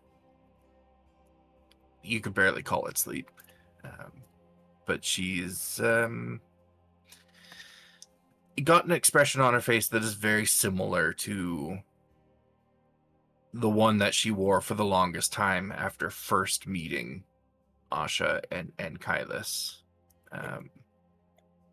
And she is not making eye contact, but she gives you a nod as she sees you standing there when she opens the door. And she just kind of quietly slips past you and goes to the kitchen.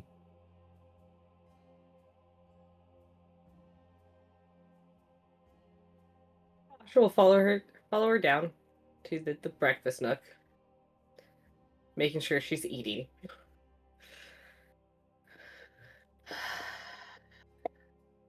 I won't pry into whatever happened last night, but when you're ready, I'm here.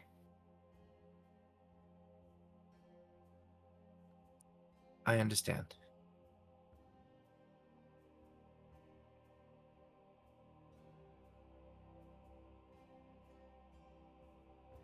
Now, if you're feeling all right, I'm going to have to go hunt down Kylus because he is ignoring me. Someone has to pull his ass out of his funk, too. I will remain here unless you require my assistance. No. You can do whatever you wish. Curry drop off a couple letters from Ventrix saying he had stuff for us. So I don't know if you want to look into that or not. No one will blame me if you want to spend the day here. Are we departing somewhere soon? Not that I'm aware, but Ventrix certainly thinks so. Is it likely that the rest of our numbers will be heading to Verventrix's place. I mean, I don't know how many of these went out, but seeing how I received both one for me and one for you, I would assume so. I will rendezvous with them there.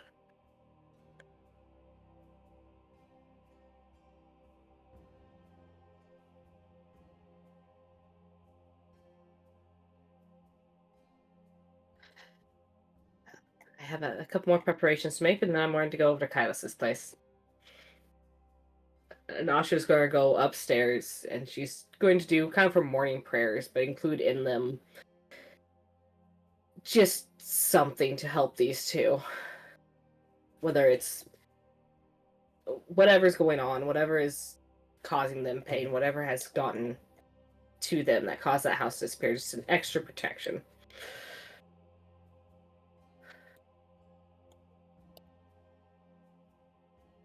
And after that is done, she's going to head over to Kylas's place. She'll knock a couple times. They're very demanding knocks. Those knocks aren't asking. You know, he doesn't answer, but the door's not locked. I didn't expect it to be, because that was the next thing she was going to do, was push it open.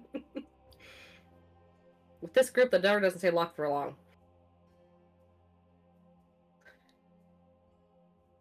He's not there. Alright. We're going to locate object on Kylos' sword, because he knows he has it on him.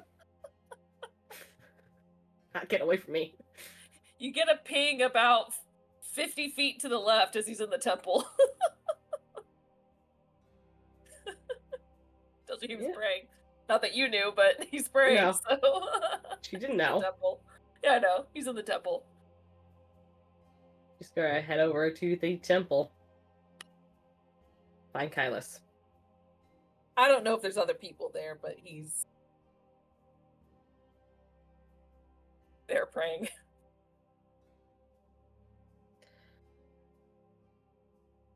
She's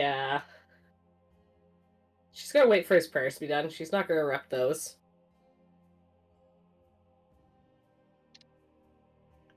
But it seems like he's gonna go on for a long while. Yeah. She's gonna do a thing. Continuous thing. She's Yeah. gonna do a thing where she clears the. If it seems less like a direct prayer and more of like a mantra type style of prayer, she'll Yeah. she'll clear her throat a couple times. See if that gets his attention. Probably the second time. He'll just kind of just peek for a moment just to see if it was directed to him or someone else near him. See that it's you. Goes back to closing it and he goes, "Good morning, Asha." Good morning. I assumed you also received one of these notes from Verventrix. Do you know what's going on? He thinks we're leaving soon. Did I? I'm assuming yes? Okay. You heard that rap at your door. It's like, I don't know, I didn't look.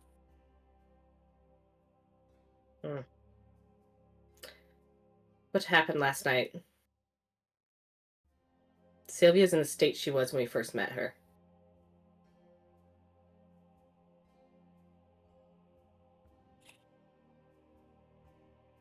That's what I was afraid of.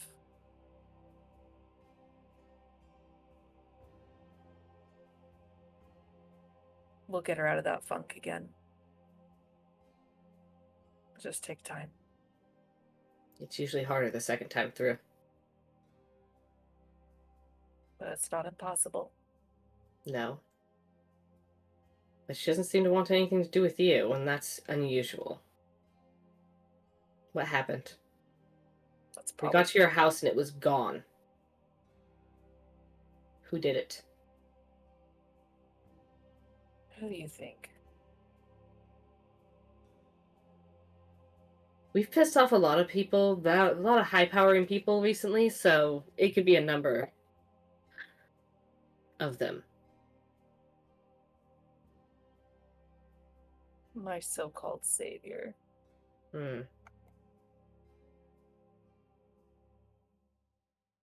do we stop it from happening again? Other than killing them, is there a temporary thing we can do?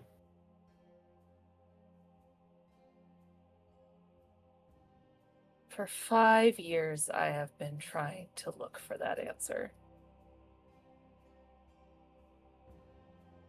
Death is the only option that I have figured out so far. Oh, that's not a solution. No, Unless it's his not. death.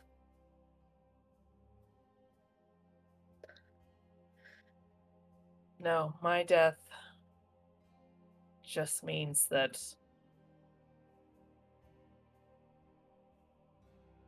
my chain is a little shorter.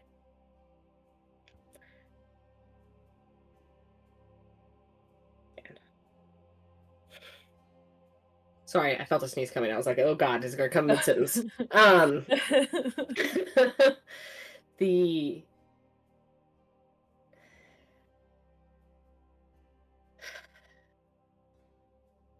when you're done praying, will you join us at Reventrix? You've been avoiding people for the past 5 years, and it hasn't worked yet. So why don't we try something new and actually, join us? I don't avoid people, I just don't keep company for long. And that's obviously not working to keep him at bay, is it? Because if you were alone when he struck, there's a reason for that. Or just you and Sylvia. No. Alone or in a group. It doesn't matter. He'll find me whenever he pleases. That's fine. At least if there's more of us there, there's more opportunities to do something against him. To foil whatever plan he has.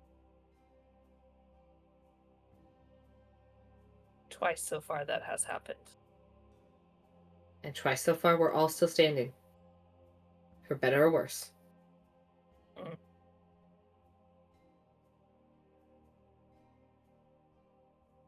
But this is exactly why I don't like being around people. My bad luck bleeds into their lives. It's not your bad luck, it's him being a dick. So you admit I have bad luck? No, there's no such thing. Right.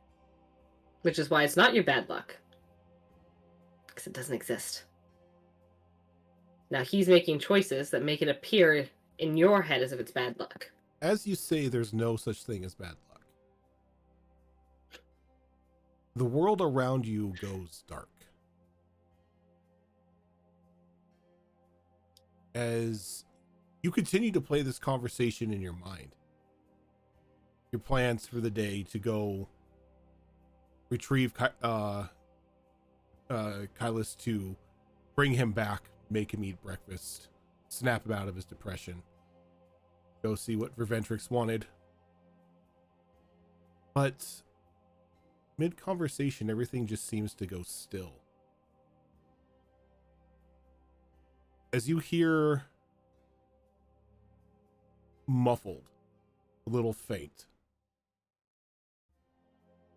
"You really are that boy's emotional crutch. You're not gonna grow with somebody like you around. I'm gonna have to put you in timeout for a bit. Don't worry. You'll be well taken care of. Got no qualms against you just yet. Don't know what to do with you just yet. So we'll just put you in storage like with the rest of them."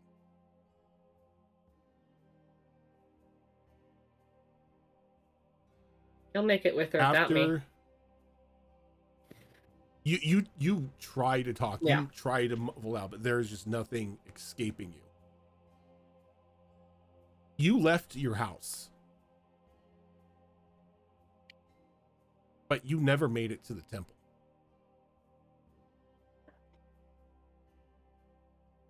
At some point in time, Oh no.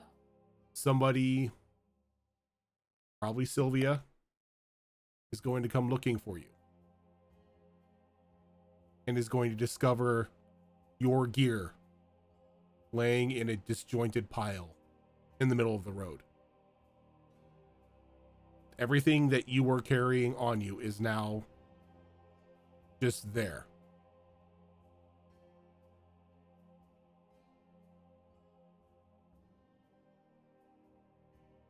As you're sort of just forced to watch,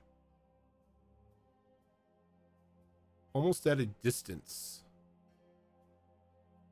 your friends struggling about trying to find you.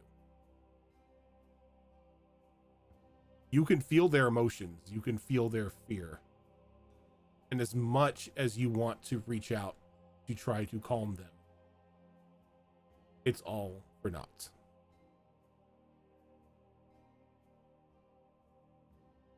Sylvia,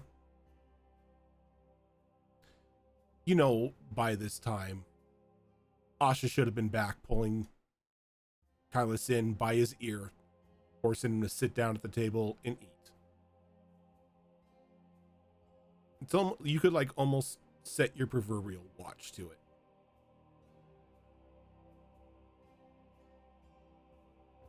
Given the events of what happened yesterday, a little bit of dread begins to well up. Oh no. And a little voice inside your head tells you that you need to go look for her. And either absentmindedly or under your full control, you get up and leave the house. Following the route she would have taken to get from her place to Kylus's. And as you round the corner, just a straight shot from the temple, you see all of her gear strewn about the ground. Not like neatly put or anything like that, but just as if it just fell off of her body and crumpled to the ground. Her weapons, her gear, her gold, everything that she had.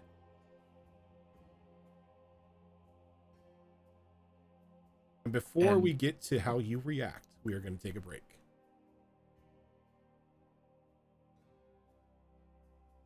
God, Sylvia's gonna blame me.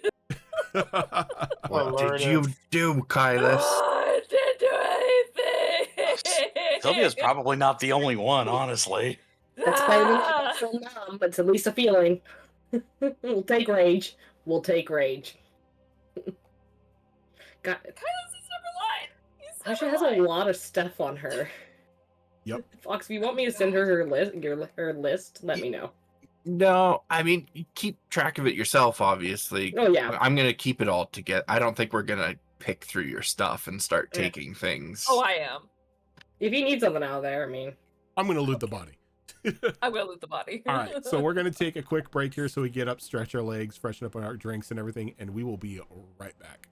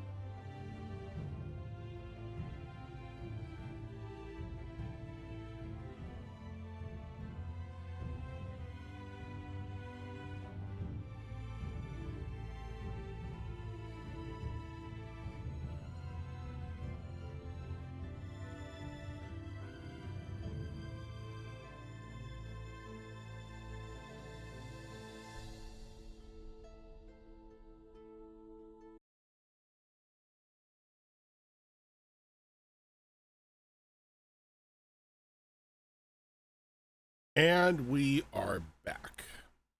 Halfling Wizard Productions, thank you for that raid. Welcome on in, everybody. Need to get the music back up and going here. All right. So yeah, Sylvia. So, since this is still kind of like dusty desert town, I assume it would be dusty and sandy enough for me to like clearly see like footprints, to see if Asha's footprints just suddenly stopped and disappeared where her gear lays, or if like other footprints came in and cut her off, or anything of that sort. Go ahead and give me a survival roll for that.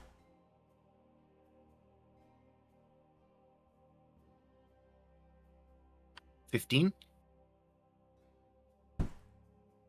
There are a collection of footprints. Hello, Evie.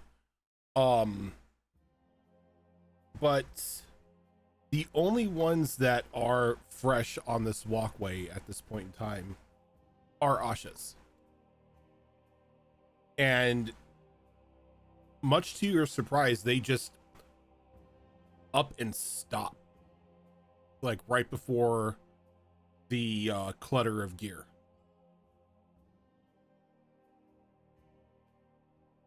And going over to like her armor and stuff is laying on the ground as well, right? Correct.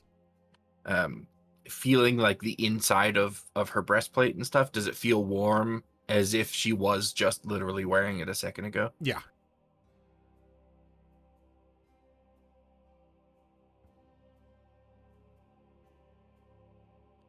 I feel like it's probably reasonable for Sylvia to assume then, seeing the evidence in front of her and her kind of knowledge on magic and portals and stuff, that it's likely Asha either chose to or was forced to either go through a portal or get teleported away from here, or something of that nature happened to her, and that's why her footsteps just disappear. Go ahead and give me an Arcana roll. That is a much better roll. 22.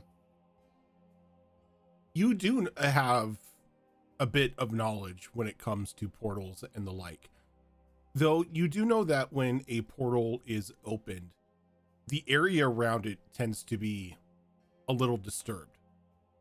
Either a bit of like burning of like dead vegetation, or some sort of like indentation into the ground if the portal was open too low. Some sort of disturbance would have been visible around here to let you know that a portal had been opened, but no such thing exists around your area.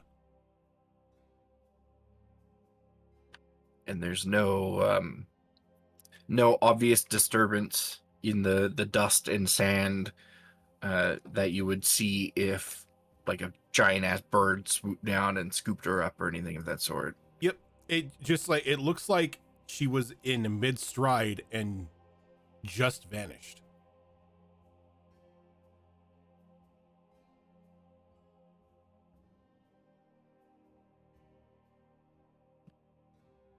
So I think Sylvia is going to collect all of Ash's stuff, making sure that nothing is left behind. And with an armful of her equipment, she is going to continue on the path that Asha was on and go for the church looking for Kailas. Okay. I think it's at this time, Sylvia, you,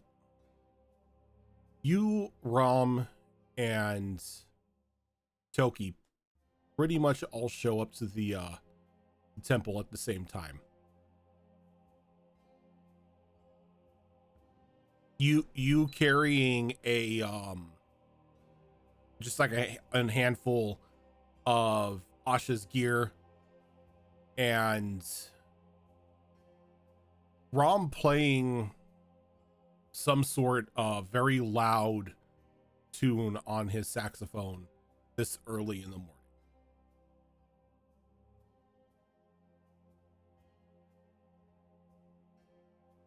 Kylus, you probably hear the saxophone outside.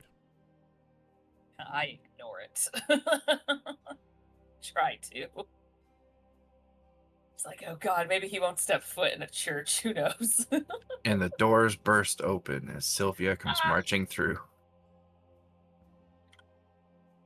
And you see her like marching in with an armful of Asha's gear.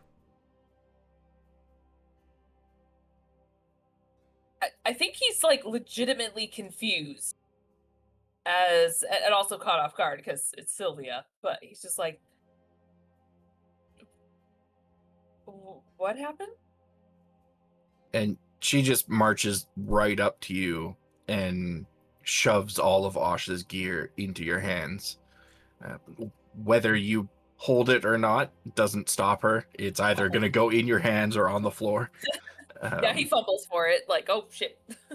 But the whole time not making eye contact with you. And once she kind of shoves it all into your hands, she just mutters, Asha's gone.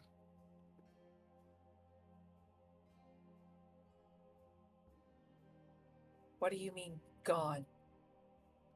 Gone. Vanished.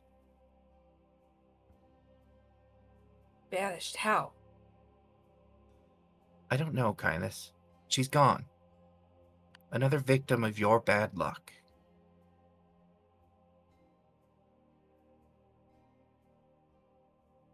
Yeah, he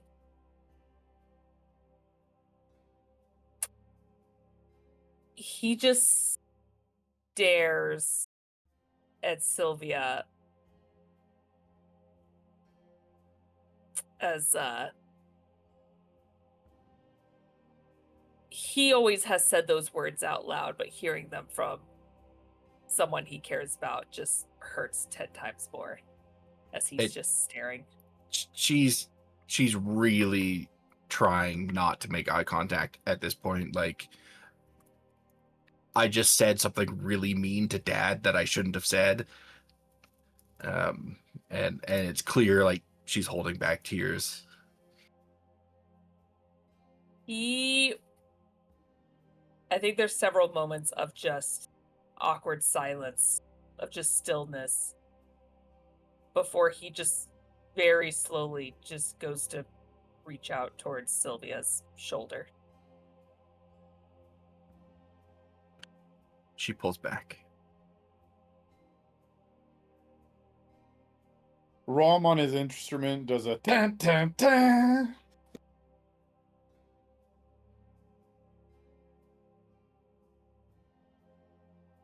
Sorry about that. Couldn't hold back. We're gonna find her. We will find her.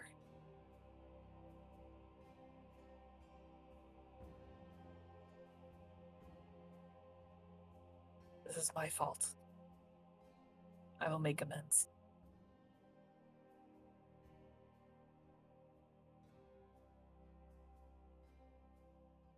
Is the whole party within earshot of this conversation?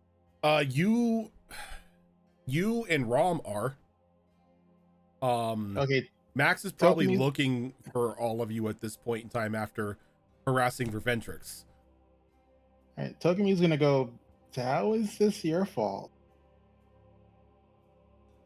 I mean, bad luck aside, you didn't make Asha vanish.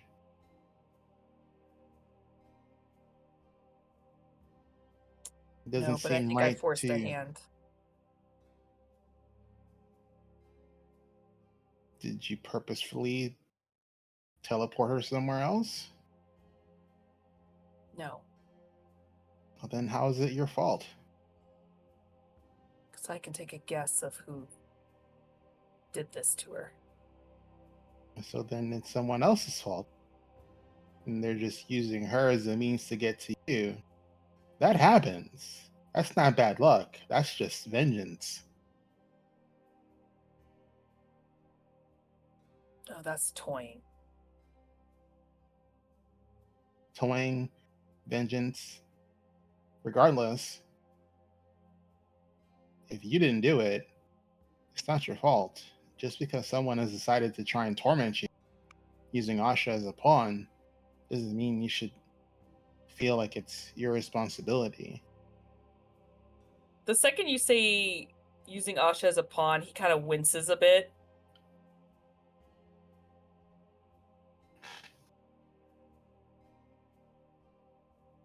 We're gonna find her. Well, We're gonna bring her back. how do we start? I mean, if she was magicked away, I mean, we're gonna need magic to find her. I mean, that's how it was explained to me.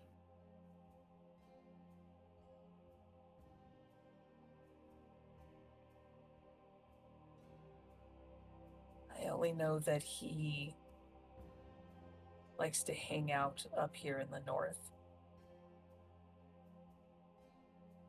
He could have taken her where he brought me yesterday. But I don't know. We'll need to find help.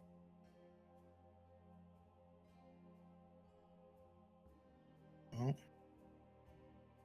Ventrix is already getting supplies for us ready. I mean, if he has a way of potentially tracking her down or at least pointing us in the right direction, I mean, he might be our best shot. Supplies for what? You didn't get one of these notes? I didn't open it. Oh, apparently we're on a mission and he's getting supplies ready. I didn't know we were going to go somewhere. So I was just going to ask once we all got together. I'm gonna look at the letter and read what it says. Does it say a destination? It says that he has your traveling pursuit visions for your journey west.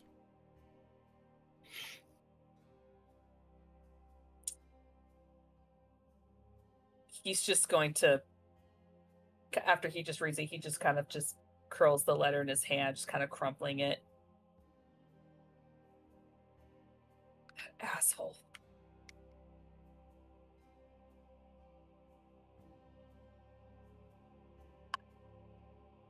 Then we go west. We find out where he's taken her. He knows that she was good for this group. Taking that away, he's trying to hurt us.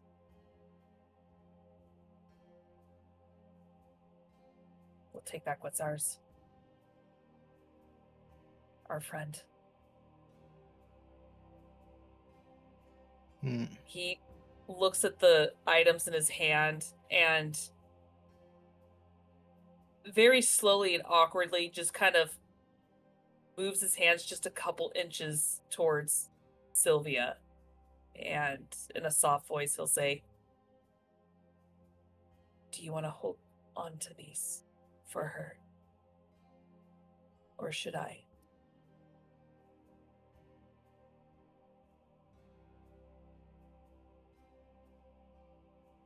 You should hold on to them.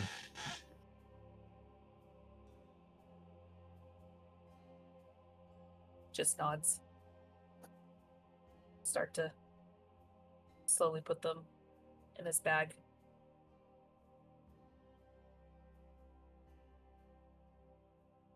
Is her...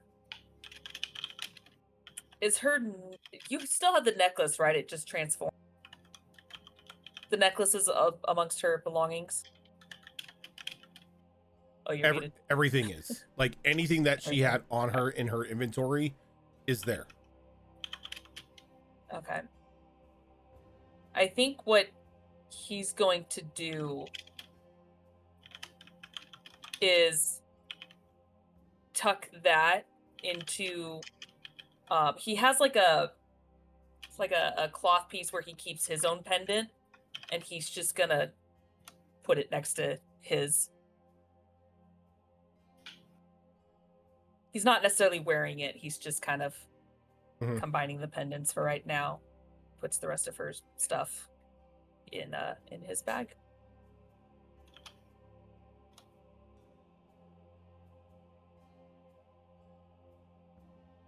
All right, let's figure this out then. Let's go see the Ventrix. I think that is about the time Max would enter the temple. All right, so I talked to the war criminal at the gate, and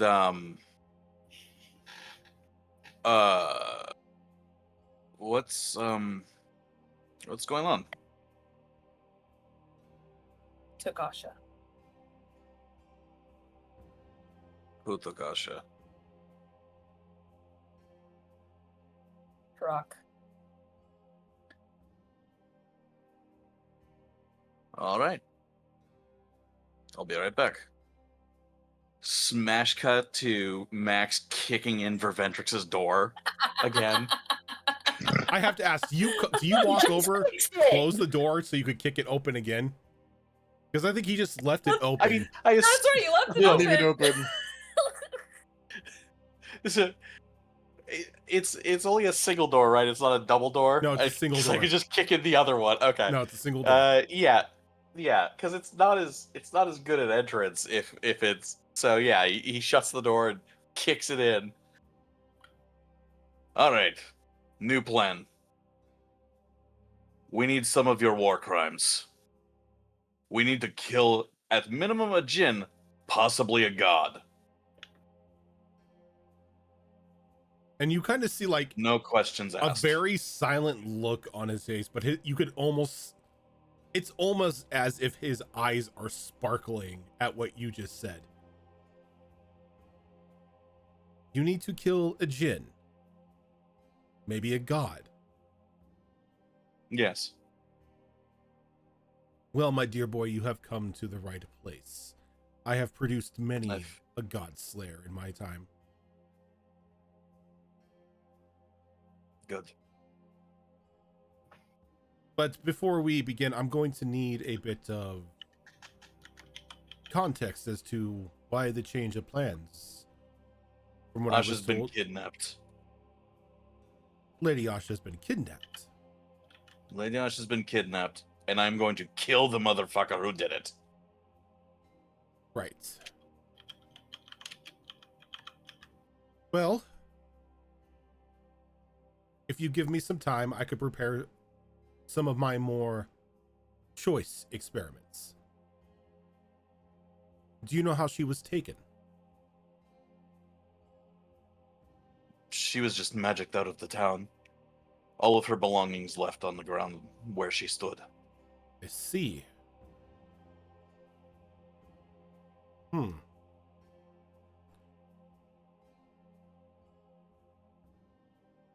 Give me an hour to research.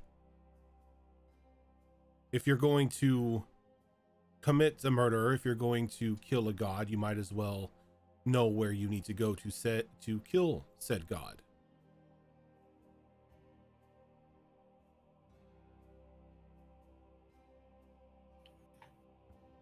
It'll allow me to call in a favor as well. Being down one, you're going to need a little bit of backup, I would assume. Yes. Let me get my gate up and running, and I'll get somebody over to you as soon as possible. Give me an hour, and I should be ready to at least provide somewhat of assistance. Okay. As much as it pains me to say this, and it pains me a lot to say this, Thank you. I am only here to help, my good man. Contrary to what you may think of me, I am only here as a representative of science.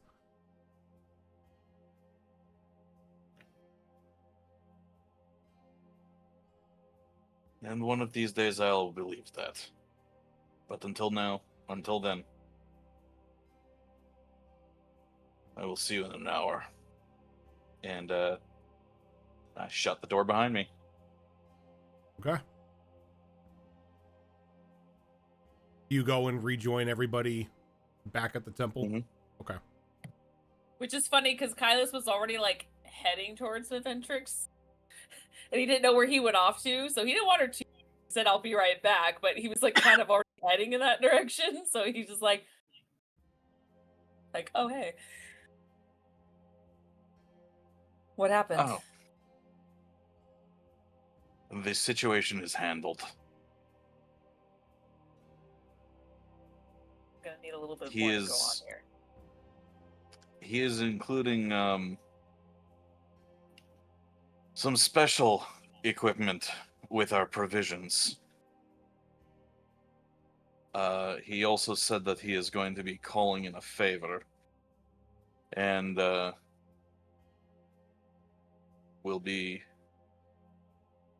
getting us some additional assistance for what we're about to do. Not more demons, is it? I didn't ask. Alright. Will it work? If it doesn't, we have me. And me. We're gonna get her. Oh. We are not just going to retrieve Lady Asha. We are going to kill this fucking djinn. This is going to end. Words I'd love to hear.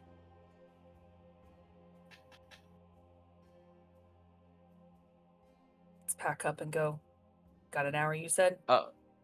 Yeah, we need about an hour. He needs about an hour to prepare.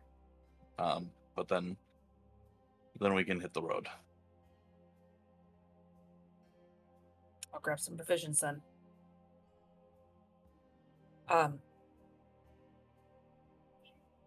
Asha was always the one to help Sylvia. She's not gone. I know, but with her gone right now, I don't think Sylvia wants me around. I will talk to Little Bird. Thank you. Mm-hmm. She doesn't know what we went through. She has no memory of what we experienced. So I don't blame her. But I just need someone to be there for her, and she's made it very clear that that's not going to be me. Understood. Please. Yeah. That will be my next stop. Thank you. Yes, sir. He's gonna go and just kind of Yep. grab the basic supplies like rations, stuff like that, all kind of like the mundane shopping in the meantime, just kind of help give him something to do to kill time for the next hour. He's pretty much doesn't care if anyone else wants to join him. It's kind of open invitation, but he knows that he can sense that he doesn't want to, or that he shouldn't be in the eye view of Sylvia. So yeah, so he's just kind of shopping. A tale of woe and strife. Who will die? Who will keep their life? Rom will die. I'll see to it. He Personally, keeps yes. breaking the mood. Everyone's gonna kill him. So Right. an hour passes. You go and you collect your mundane supplies. Try to get some sort of busy work to help clear your mind, keep you focused. But you find your way one after another back into Verventrix's shop. And as you come in, he's like, "Oh, perfect. Come. Let's take this to where prying eyes cannot see." He walks over and he pulls a lever, and a small, like, rotating spiral staircase descends down into the earth below.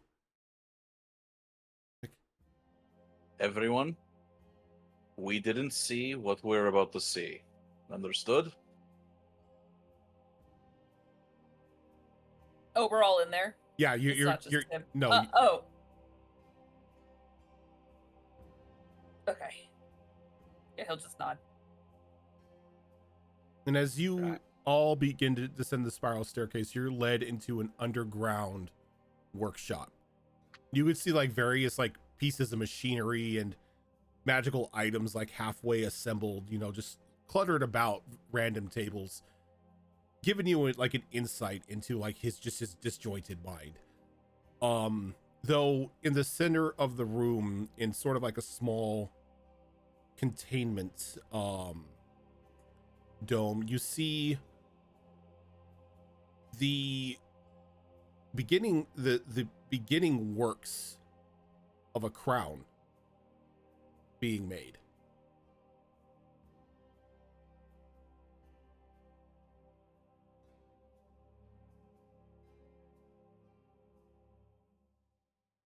Ventrix, what is this? What is what? Oh, you mean my laboratory? No, I mean the thing you're making in the laboratory. Oh, just various odds and ends. So, you know, whatever my mind sparks out of a creative instance. I'm not one to write many things down, so I just begin to work on them as inspiration comes.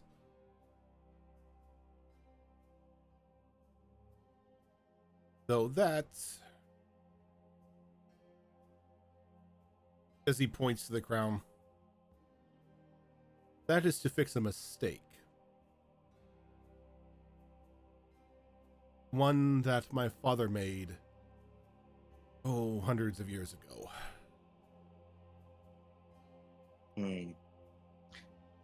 I think you're being a little hard on yourself, but what does it do? Well, it is supposed to empower whomever wears it with the ability to become the true ruler of a kingdom. Though when my father tried to build this, he almost destroyed multiple civilizations and brought on a cataclysmic outcome. But the man was never as smart as I was.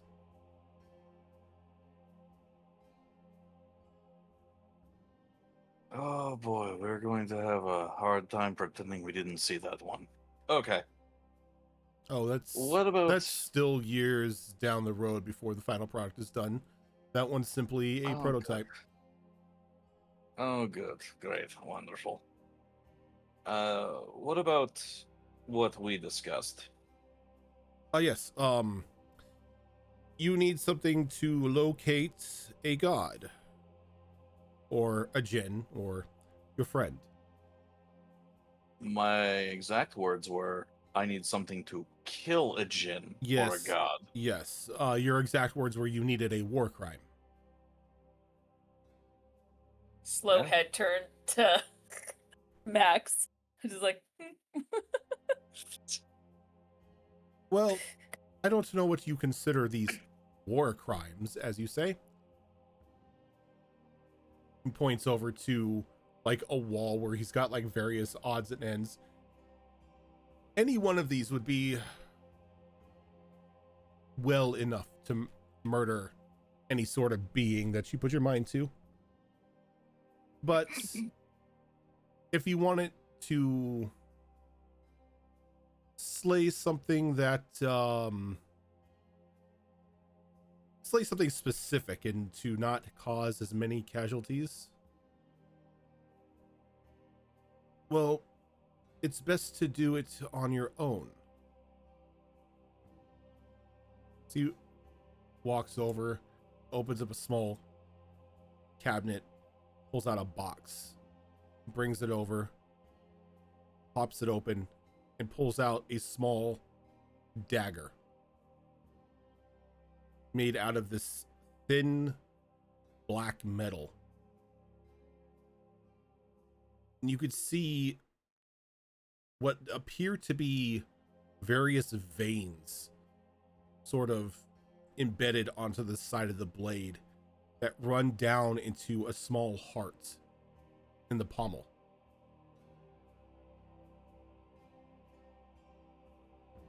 This right here should do the deed.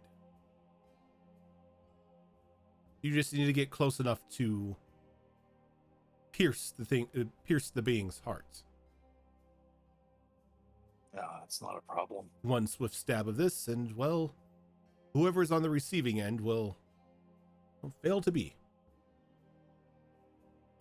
How do you know it'll work? Well, I've seen it work many a time. This, at one point in time, was my weapon of choice. Though I have to warn you, it does levy a heavy toll on the user. It's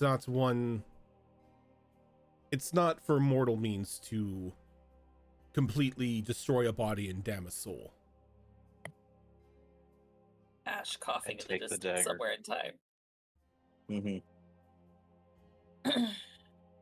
Now, careful with that. That will work on anything. I know.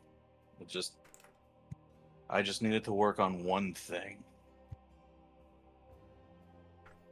Swear to fuck if he looks in Rom's direction. The one thing that makes bad Two puns and things. rhymes. Two things. Looks over to Verventrix. 3 things. 3 things. God damn it. Getting Sesame Street vibes. 3! Ha ha ha.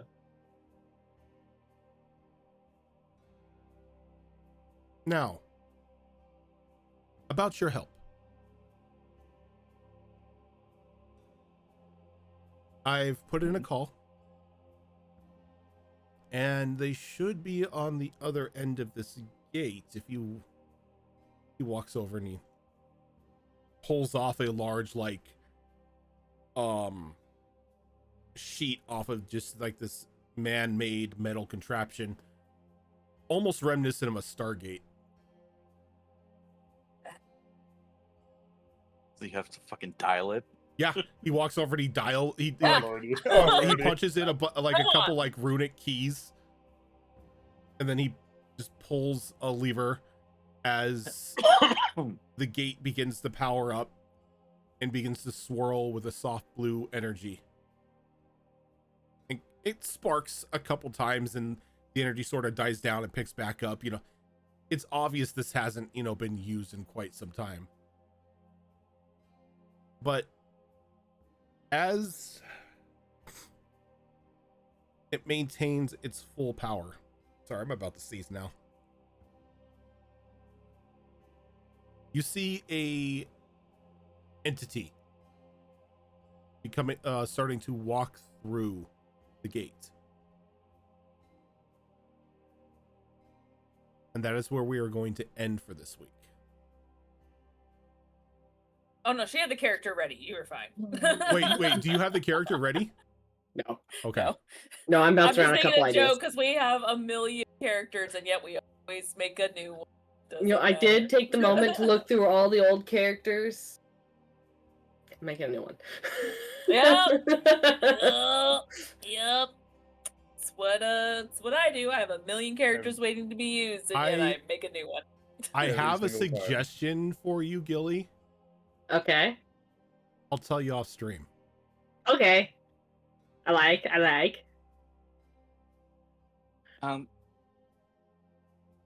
Do I need to know the specifics of this dagger, or is it just going to be like the Deus Ex Machina that actually kills the djinn? The dagger does no damage unless it pierces the heart. Like, this dagger does nothing unless it pierces the heart.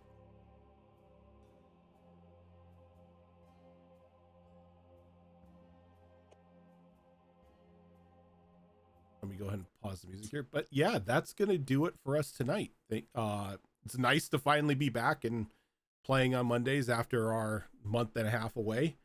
Thankfully summer is winding down, so our show should be coming back up to its normal schedule now.